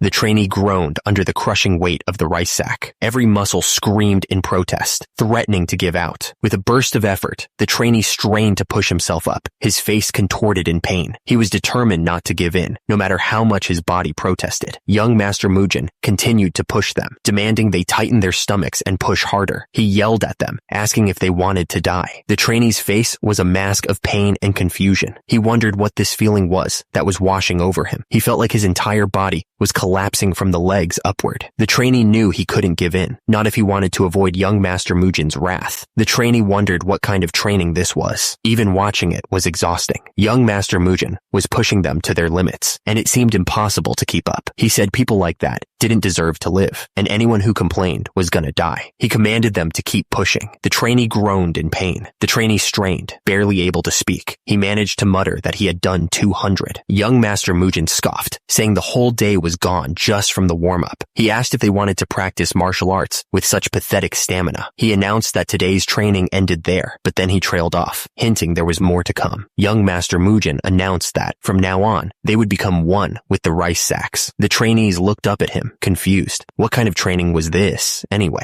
Young Master Mujin continued, telling them to eat with the rice sacks, train with them, even sleep with them. He commanded them to carry them at all times. Until when, they wondered. Until he told them to put them down. He told him to tie all of them, along with their rice sacks, using rope. Jang Sogen stared at the ground, a strange feeling washing over him. For some reason, he wished he could see his mother's face. He missed her. Told him to make sure everyone gets ready for every meal. Hua Mujin was completely worn out. He could barely stand, his body screaming in protest. After the brutal training, he collapsed onto the floor, unable to take another step. His body was pushed to its absolute limit. Hours later, under the light of the moon, the camp was quiet. The trainees ate their meals, still burdened by their rice sacks. The weight never left them, not even for a moment. They struggled to eat, the rice sacks making every movement awkward and difficult. The training was pure torture. The demon paused with his chopsticks, a strange feeling washing over him. Something was definitely up. One of the demons asked the boss if something was strange. strange. He pointed out that their hands were shaking, even though they only trained their legs. The boss confirmed he was wondering about the same thing. One of the demons agreed, saying that this had never happened before, even when they trained with their previous master. Another confirmed that he felt the same way. The next day, the training, continued without pause. The numbers echoed across the training ground. 42, 43. Young Master Mujin suddenly stopped counting and glared at someone in the third row. He screamed, asking the brat if he wanted to die. One of the clan members watching couldn't help but wonder what kind of monsters they were all turning into. Young Master Mujin yelled that they were all becoming ducks, ordering them to follow him and quack. The clan members quacked along. Someone muttered in disbelief, wondering what the hell this was all about. And the next day, the brutal training continued. The clan members strained under the weight of the rice sack, letting out a grunt of effort. Young Master Mujin yelled at them to push faster, asking if they wanted to train all day again. Anyone slower than him would get another sack. The clan member strained, barely able to lift his head. He muttered that he'd reached 50, trying to push through the pain. Another clan member marched with his rice sack. Young Master Mujin watched the kids, surprised that they were keeping up. He wondered if he should make it even harder. One of the trainees was clearly struggling, his face contorted in effort. The water rushed with incredible force, slamming against the rocks. It was a dangerous river. One of the trainees stared at the rushing water in shock, recognizing the place. Young Master Mujin looked at them with a strange glint in his eye. He confirmed their suspicion, then asked if they were all hot. The river was wide and dangerous, the current strong enough to sweep them away. Young Master Mujin commanded them to cross. The trainees prepared to cross, a mix of fear and determination on their faces. The man stared at the river, the weight of the rice sack digging into his shoulders. The river crossing was not going to be easy. The waterfall crashed down with incredible force, sending spray high into the air. The power of the water was terrifying. One of the group exclaimed at the waterfall, joking that it must be refreshing. Another person suddenly realized Soyeon couldn't swim. Someone else was surprised at how much Soyeon's way of talking had changed after all the training, and wondered if they should tell Mujin about it. One of the men shouted in shock at young Master Mujin, saying it was impossible to cross the river because the current was too fast. He added that people were known to die there, even without carrying anything. Young Master Mujin scoffed, telling the old men not to worry so much, and that everything was tested before they proceeded. One of the men questioned when he had ever tested this kind of training. Young Master Mujin challenged them all. They could either cross the river or fight him. Young Master Mujin declared he was going ahead and jumped into the raging river without a second thought. The current looked incredibly dangerous. One of the men asked Cheolmuk what they should do. He realized that their chances were better with young Master Mujin and yelled that he was going too. Another man decided to jump as well, screaming as he leaped into the raging water. The river looked incredibly dangerous. One of the men cursed and yelled that they had no choice but to run. It was do or die, he said. One of the remaining men cursed, looking scared. He told the other to move aside if he wasn't going to jump. One man yelled, asking if young Master Mujin would actually kill them. He declared he was going first. Another man screamed, telling him to wait. The man insisted he would never say something like that to Mujin. He was a warrior of the Flame Hua clan, he said, trying to reassure himself. Another man jumped into the river, yelling that this wouldn't make him back down. He was determined to get through this. The two men watched as the others jumped into the river. One of them yelled young Master Dojin's name, surprised. The man in the water yelled that if they fell, they would really die. He told them to move their arms and legs non-stop to stay afloat. The man fought against the rushing water, his mouth wide open as he gasped for air. He was struggling to keep his head above the surface, the river threatening to swallow him whole. He gritted his teeth, pushing forward with all his might. I can do it, he told himself. Even I can do something like this. His eye narrowed with determination. Even I can, he thought. The weight of the rice sack threatened to drag him down, but he refused to let it. He strained against the current, his muscles burning with effort. His body started to sink further down into the river. Even I can do it, he screamed, trying to ignite one last spark of strength. The man thrashed wildly, fighting the unforgiving current. He screamed, his voice barely audible over the roar of the water. Without hesitation, a figure dove headfirst into the raging river. He shouted something, determined to reach the struggling man. He reached out and grabbed young Master Hwadun. He yelled, fighting to keep them both afloat. He pulled young Master Hwadun closer, shouting over the water. He commanded. He braced himself, ready to take on the river head on. But then, his eyes widened in horror. The river raged like a monster, threatening to swallow anyone who dared enter. From the shore, a voice commanded action, demanding they jump in now. Panic filled the air as the men on the bank spotted young Master Hua Dojin struggling in the water. They shouted, pointing towards him, hoping someone would reach him in time. The savior praised young Master Hua Dojin's effort, while Dojin gasped his thanks for being saved. The man brushed off the thanks and immediately checked on the kid. He asked if he was okay. Worry etched on his face. The little brother assured him that he wasn't hurt, relieved to be safe. He explained that a warrior from the clan had fortunately come to his rescue. The man carrying the rice sack was shocked to see young Master Hua Dojin had caught up. He warned him not to overexert himself. He said that being together was a good thing, but it would be meaningless if something happened to him. Young Master Hua Dojin's eyes burned with determination. He declared that they couldn't stay kids forever. He vowed to stay with them until the very end. Young Master Hua Dojin's voice shook with emotion. He added that he wanted to become a real martial warrior of the Manhwa clan. He wanted to be strong. From the rocks,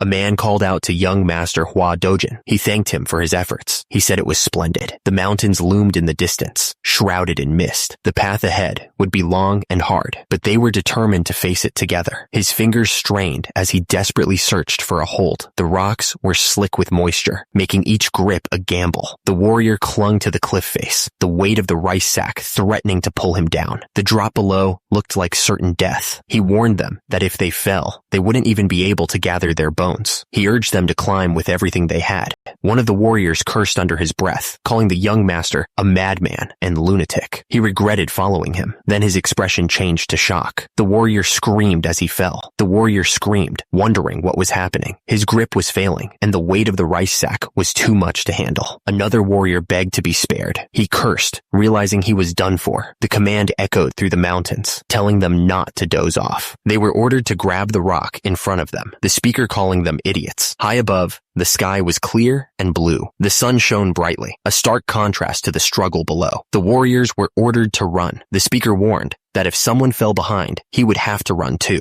The little brother asked his mother if those people were death row prisoners. He answered his own question, confirming they were warriors from the Manhwa clan, and even more so. The girl struggled against the current, her face showing her fear. Someone gasped, calling out Soyeon's name in alarm. Below, the others were still fighting against the current, barely managing to stay afloat. The man struggled to run while carrying the heavy rice sack, calling out to Lady Hua Soyeon. Someone responded with a questioning sound. Someone asked Lady Hua Soyeon if she was all right. Lady Hua Soyeon pleaded to be carried for a bit, urgently calling for Elder Joe. The men continued to carry the heavy sacks, struggling to keep their balance. The little sister rode on one man's shoulders, when suddenly, the men seemed surprised by something. The men carrying the rice sacks looked up, clearly confused. One of them demanded to know what was going on. Young Master Hua smirked, his eyes glinting dangerously. He warned that if anyone intended to collapse because of a little girl, he wouldn't stop them, but they would have to pay with their lives. The men continued to struggle with the rice sacks, their faces strained with effort. One of them yelled, demanding to know why they weren't running. The men collapsed onto the floor, unable to carry the rice sacks any further. They were completely exhausted. Young Master Hua looked down at someone. He called out to them. Young Master Hua continued, his voice laced with annoyance. He pointed out that the trainee was always falling behind and couldn't even meet the minimum requirements. He demanded to know how long this would continue. Young Master Hua's face grew even more stern. He questioned how long he had to suffer because of this person. He told them to quit if they couldn't handle it, warning them not to cause trouble for the others. He asked if they were even listening. The trainee's eyes narrowed, a dangerous glint appearing in them. He said he would kill them. Someone interrupted him, and he reacted with surprise. The trainee looked up, his voice filled with a mix of anger and despair. He confessed that he didn't want to be doing this, and that he had wanted to quit being a warrior a long time ago. The young master continued to berate the trainee, pointing out how he was collapsing like a rotten corpse. He wondered if the trainee was afraid he'd be beaten to death if he spoke up. It was a brutal assessment. Young Master Hua declared that the trainee wasn't fit to be a warrior. He announced that he would cleanly sever the trainee's lifeline. The trainee looked up, completely shocked by the sudden declaration. Someone interrupted the young master, telling him to stop. He pointed out that not everyone could be like him. The young master's fist clenched, clearly annoyed by the interruption. Young Master Hua yelled back, saying that the trainee shouldn't even try to live as a warrior in the first place. His face was red with anger. Young Master Hua told the trainee to stand up, threatening to kill him first. Someone else yelled for him to stop, but the young master looked absolutely furious. The man argued that even though the others came from the Manhwa clan, they were still brothers. He demanded to know how they could call themselves brothers After all the suffering, he was furious, wondering how much longer they would keep up such foolishness. The man on the ground struggled under the weight of the rice sack. Someone demanded to know if he really thought he could become strong like this. They were clearly disappointed, saying that this wasn't what they wanted. Another man stepped in, explaining that young Master Hua had been training with the Blade Force for years longer than them. He admitted that acceptance differed from person to person, but he insisted that it wasn't meaningless. He told the others to speak only after they surpassed young Master Hua. Another man, looking off to the side, declared that if he was ever in danger again, they would die by his hand before young Master Hua's. His tone was a clear threat. High above, the sun shone brightly through the clouds. It was a peaceful sight, a stark contrast to the tension below.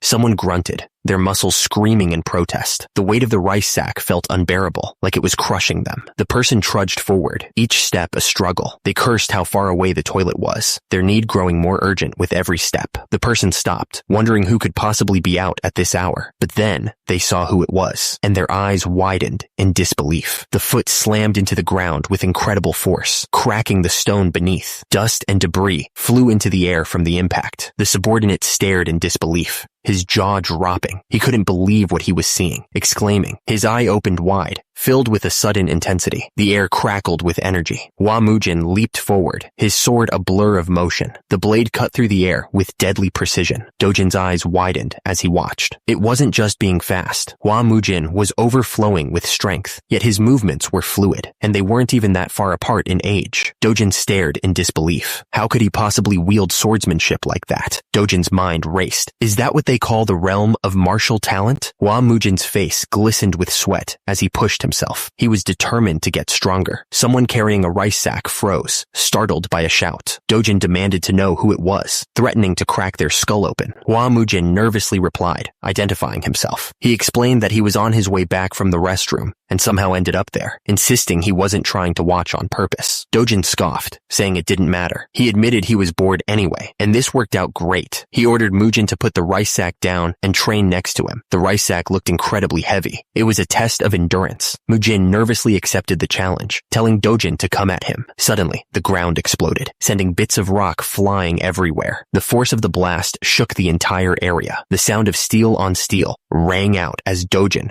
and Mujin's swords met. Sparks flew as they tested each other's strength, neither giving an inch. Dojin and Mujin stared each other down, their faces grim. The air crackled with tension as they prepared for the next exchange. Their swords blurred as they traded blows, each strike faster than the last. The clang of metal echoed through the training grounds. Mujin stared in shock. He knew it wouldn't work, but what was this? What was happening to his sword? Mujin swung his sword, testing its limits. Was he always this fast? He couldn't believe how quickly the blade moved. Mujin continued to swing his sword, the blade cutting through the air. He focused on his movements, trying to understand the newfound speed and power. Someone else spoke with a dismissive tone. You're finally somewhat usable. The speaker continued. However, the bearded man moved with blinding speed, energy crackling around him. He taunted Mujin, asking if he wasn't too focused on looking straight ahead. The force of the blow sent Mujin flying through the air. He spun helplessly, unable to regain his balance. Mujin crashed into the ground with a sickening thud. Dust and small rocks scattered around him as he struggled to get up. He remarked with surprise that Mujin went down in one hit before, but now his toughness was finally becoming somewhat usable. Mujin thought to himself that the impact was still great, but it wasn't enough to render him unable to move in one blow anymore. The bearded man nodded, deciding that was enough for the day. The trainees replied, "Yes, sir," and told him to rest well. One of them wondered if something was happening. Hang on. The bearded man hung upside down, a rice sack wedged between his legs. He gritted his teeth, pushing through the pain. The bearded man's face was slick with sweat as he strained to keep holding on. Every muscle in his body was screaming. Someone watched the trainees with admiration, remarking. The trainees ran with the heavy rice sacks strapped to their backs. They pushed themselves through the training grounds, each step a struggle against exhaustion. The trainee's face was contorted in pain as he struggled to keep going. He was afraid of collapsing again, but he knew he couldn't give up. Another trainee encouraged him to keep going, telling him there wasn't much left. The trainee's words were a lifeline in the face of overwhelming exhaustion. Hua Mujin carried the rice sack, his expression unreadable. He was determined to endure to the end. About a month passed. The trainees had held out well. The special training was finally over. Mujin addressed the group, telling everyone to undo the ropes and set the rice sacks down. He watched them carefully, assessing how much they had improved. The trainees wasted no time in dropping the heavy sacks. The sound of the sacks hitting the ground echoed through the training area. Mujin addressed them. Mujin offered a small consolation, saying that the next training would be easier than this one. He explained that it was because they had already experienced it once. Mujin emphasized that the experience itself was valuable. Mujin smiled, telling them that the training was over for now. He reminded them that a strong body makes a strong sword. Mujin asked if they understood. The trainees shouted back a resounding, "Yes!" Mujin's hand tightened around the hilt of his sword. He was about to announce the next phase of their training. Mujin declared that he would now conduct practical sparring training. He wanted to deepen their experience to another level. Mujin told them to grab whatever weapon they wanted and step forward when he called their name. Their joy didn't last even a moment. The trainees were beaten to a pulp, knocked out over and over again. It was an endless cycle of pain and endurance that felt like it would never end. But that tough training turned into real experience. And that experience brought about real change in their abilities. Turns out, the bandits who were once known as Zhongshan's 4 demons had become the new martial arts instructors of the Flame Hua clan. And just like that, the Flame Hua clan began to quietly but quickly regain their former glory. The same glory that had brightly lit up Shichang a long time ago. Someone let out a sharp breath. The kid threw a punch with all his might, putting everything he had into it. Someone shouted, impressed by the display. Young Master explained that rotating his supporting foot at the moment of impact would make the punch stronger. He showed him how to put his body weight into the blow. 2 men watched the training with interest. One of them remarked that young Master Dojin seemed to have regained his old self, a welcome change. The other agreed, saying it was a relief to see him like that again. The man went on to say that the biggest thing was that young Master Mujin had come to his senses and stabilized the clan. He admitted that things were going so well, it almost scared him. The man agreed, but confessed that sometimes it still looked like Mujin's madness flared up again. He wondered if Mujin would come out of the storage today, a question that hung heavy in the air. The building seemed peaceful in the fading light, but inside, a storm was brewing as Hua Mujin sat in meditation, gathering his strength. Hua Mujin's face glowed with inner power as he focused. He wondered if it had already been 4 days since he started this crazy training. He stared at the folding screen, realizing it wasn't just some normal object. The stronger he poured his inner energy into it, the more powerfully it pushed back against him. Hua Mujin glared at the screen, his eyes burning with determination. He decided he'd see who would win this battle of wills. The folding screen suddenly blazed with light, its carvings glowing like they were alive. The harder he pushed his energy into it, the more violently it pushed back, refusing to break. Hua Mujin unleashed a surge of blue energy, his entire body crackling with power. He refused to back down, pouring every ounce of his inner strength into breaking through the screen's defenses. His fist clenched so hard it trembled. Then, in one explosive moment, the energy barrier shattered completely, sending a shockwave tearing through the room. Hua Mujin screamed at the top of his lungs, his body pumped to its absolute limit. Every muscle burned as he forced the last of his energy through the barrier. His hand found a hidden indentation on the screen's surface, perfectly shaped like a handprint. Hua Mujin stared at it in silence, realizing this wasn't just a test of strength. The screen had been waiting for someone strong enough to unlock it. The moment the barrier shattered, something inside the screen started glowing. A strange green orb emerged from the wreckage, pulsing with an eerie light that filled the entire room. Hua Mujin stared at it in complete shock, unable to believe what he was seeing. The green liquid dripped slowly from an ornate container, glowing brighter with every second. Hua Mujin couldn't understand why anyone would hide something like this inside a folding screen. The smell hit him immediately, making him wince. Suddenly, everything made sense. This device had been leaking poisonous energy the entire time, and he'd been feeling it without knowing the source. His eyes narrowed as something caught his attention. The green glow reflected in his gaze as he leaned in closer, realizing there was more to this than just a poison device. Hidden inside the device was an ancient scroll. Hua Mujin pulled it out carefully and unrolled it, his eyes widening as he read the title, Mind-Severing Sword Art. He froze, completely stunned by what he'd just found. Suddenly, it all clicked for him. He realized exactly why they'd worked so hard to hide this scroll. scroll. This wasn't just some random technique. This was something they desperately wanted to keep secret. Hours passed as he studied the ancient scroll, the sun slowly setting over the distant mountains. The warm light filled the room while he absorbed every detail of the mind-severing sword art. He let out a disappointed after finishing his review.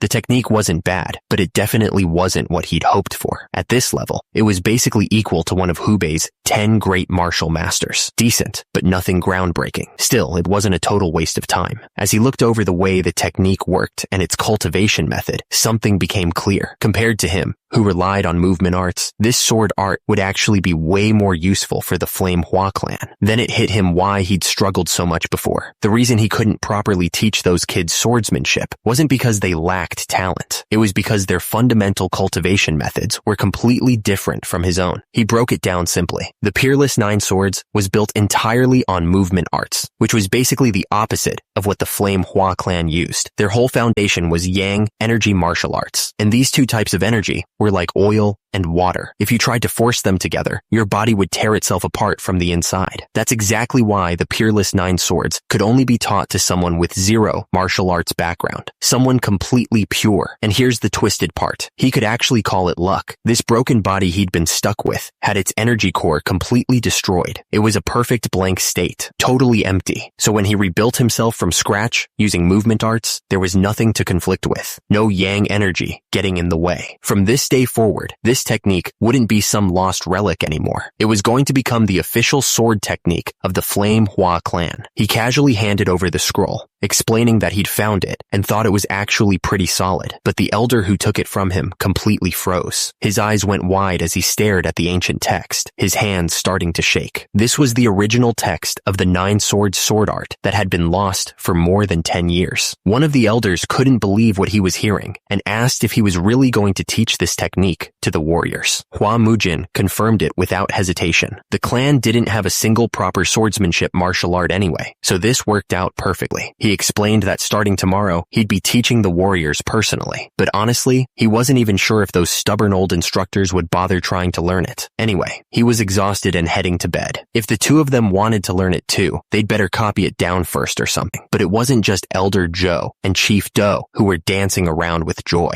Even though they were inside the fence, called the Flame Hua clan. The same was true for Dojin and Soyeon, who had been learning the Flame Hua clan's secret martial arts. They looked absolutely fired up, ready to dive into this new technique. As expected, Zhongshan's four demons focused entirely on perfecting their own martial arts. They were already pushing themselves to the absolute limit in their own brutal way. And honestly, even without the mind-severing sword art, they had more than enough skill to eventually rise into the ranks of martial masters. Though who knows how long that'll actually take. And just like that, another month flew by. The morning sun was already high in the sky, casting long shadows across the training grounds. A lone figure made his way across the open yard, the sound of his footsteps barely audible against the distant noise of training. Once they shifted to actual martial arts training, the warriors hadn't looked any happier, especially those two kids. Hua Mujin couldn't help but smile at sight. It made perfect sense since they could literally feel themselves getting stronger day by day. And as martial artists, their natural talent was absolutely incredible beyond words. Hua Mujin smiled to himself as he watched the two kids train. They really were adorable, but something felt off. He glanced around the training grounds and immediately noticed how eerily quiet everything was. Just then, Ma Sok appeared, holding a broom. He greeted him respectfully. Hua Mujin immediately asked where everyone had gone. Ma Sok looked genuinely surprised. He asked if Hua Mujin seriously didn't know. Apparently, today was the day of the sparring tournament, the Little Dragon Ascension tournament. Ma Sok explained that it was Shichang's biggest event, held once every 5 years. Winning it meant getting the qualification to participate in the Orthodox Murim tournament. Hua Mujin realized he'd completely forgotten about it again. Ma Sok couldn't believe he hadn't heard anything about it. Without warning, Hua Mujin exploded into motion. A massive burst of energy erupted around him as he launched forward at incredible speed. The sheer force of his movement tore through the air, leaving a trail of destruction in his wake. If something bad was happening, someone should have told him first. Meanwhile, at the tournament grounds, the place was packed. Martial artists from all over Shichang were flooding in, families and fighters alike, all heading hurrying toward the registration area. At the registration desk, the official told Dojin and the two kids it was their turn. They needed to write their names on the participant roster. The little sister's face lit up with pure excitement. She'd been waiting for this moment forever. But just as they were about to sign, a voice cut through the air. Someone had recognized them. The stranger asked mockingly who they had here, calling out the children of the Flame Hua clan. The speaker was Jang Seun, the chief steward of the Baek clan. Standing beside him was Baek Sayan, another member of their clan. Jang Seun's tone was dripping with fake surprise. He pointed out that since the Flame Hua clan didn't bother showing up at the Shichang martial tournament, he really didn't expect to see them here. Dojin bowed his head slightly and addressed the Baek clan's chief steward with respect. He admitted it had been way too long since they last met, explaining that things hadn't been going well for the Flame Hua clan lately, which is why they failed to pay their respects properly. Jang Seun let out a dismissive grunt and fired back immediately. He pointed out that everyone already knew about the Flame Hua clan's terrible situation, so it wasn't exactly breaking news. Still, he added with a smirk, it looked like they'd been doing a bit better lately, since they somehow managed to scrape together the entry fee for the Little Dragon Ascension tournament. Jang Seun leaned in closer, his tone dripping with fake concern. He asked mockingly if they even had anything left to eat after paying those tournament fees, then twisted the knife further by questioning whether they'd finally paid off the 10 years of membership fees they'd been dodging. Jang Seun's cruel words cut even deeper as he mocked the idea of dragging along the Flame Hua clan's young masters, who he claimed were practically starving to death. He laughed at the absurdity of bringing kids in such terrible shape to a tournament like this. The little brother and little sister stood there frozen, the insult hitting them hard. The tension around them was suffocating. High above the tournament grounds, a lone figure stood motionless on the peak of a red temple roof. The wind whipped past as they looked down at the chaos below, completely still, like they were waiting for something to unfold. Hua Mujin cursed under his breath as he realized his mistake. He should have asked Ma Sok for directions before rushing over here. Now he was standing there like an idiot, trying to figure out where the tournament was even being held. He leaped onto the rooftops to get a better view of the place. From up there, the entire city of Shichang stretched out below him, a maze of buildings and streets packed with people. Meanwhile, two martial artists nearby stopped dead in their tracks, their eyes going wide. They were completely stunned by what they were looking at, barely able to process it. Hua Mujin took in the chaos around him and couldn't help but be impressed. This was Shichang, and the sheer number of people flooding the streets was absolutely insane. The place was packed beyond belief. Someone shoved past him roughly and snapped at him to stop standing around like a statue. Hua Mujin barely registered the complaint, still scanning the crowd desperately. He had no idea where the tournament was actually taking place, and the frustration was starting to get to him. Hua Mujin spotted an older martial artist nearby and called out to him, asking if he knew where the Little Dragon Ascension tournament was being held. But the guy just stood there, staring at him with this weird look on his face. Mujin frowned and asked him what the problem was. The older martial artist chuckled awkwardly and apologized, admitting that he had just arrived in the city too. He explained that he'd been wandering around searching for the tournament himself and had no idea where it was. Then he had the nerve to ask Mujin to let him know if he found the tournament first. The guy stood there, looking all confident, like he was doing Mujin a favor by asking. Hua Mujin couldn't believe what he was hearing. He just stared at the guy, completely speechless for a second. Then Mujin snapped. He told them to go find it themselves if they had legs to walk with, and to get the hell out of his way. The force of his words alone seemed to shake the air between them. The two older martial artists stumbled back in shock, completely stunned by his sudden aggression. One of them stammered in disbelief, wondering what was wrong with this kid. The martial artist in the conical hat couldn't believe what he'd just seen.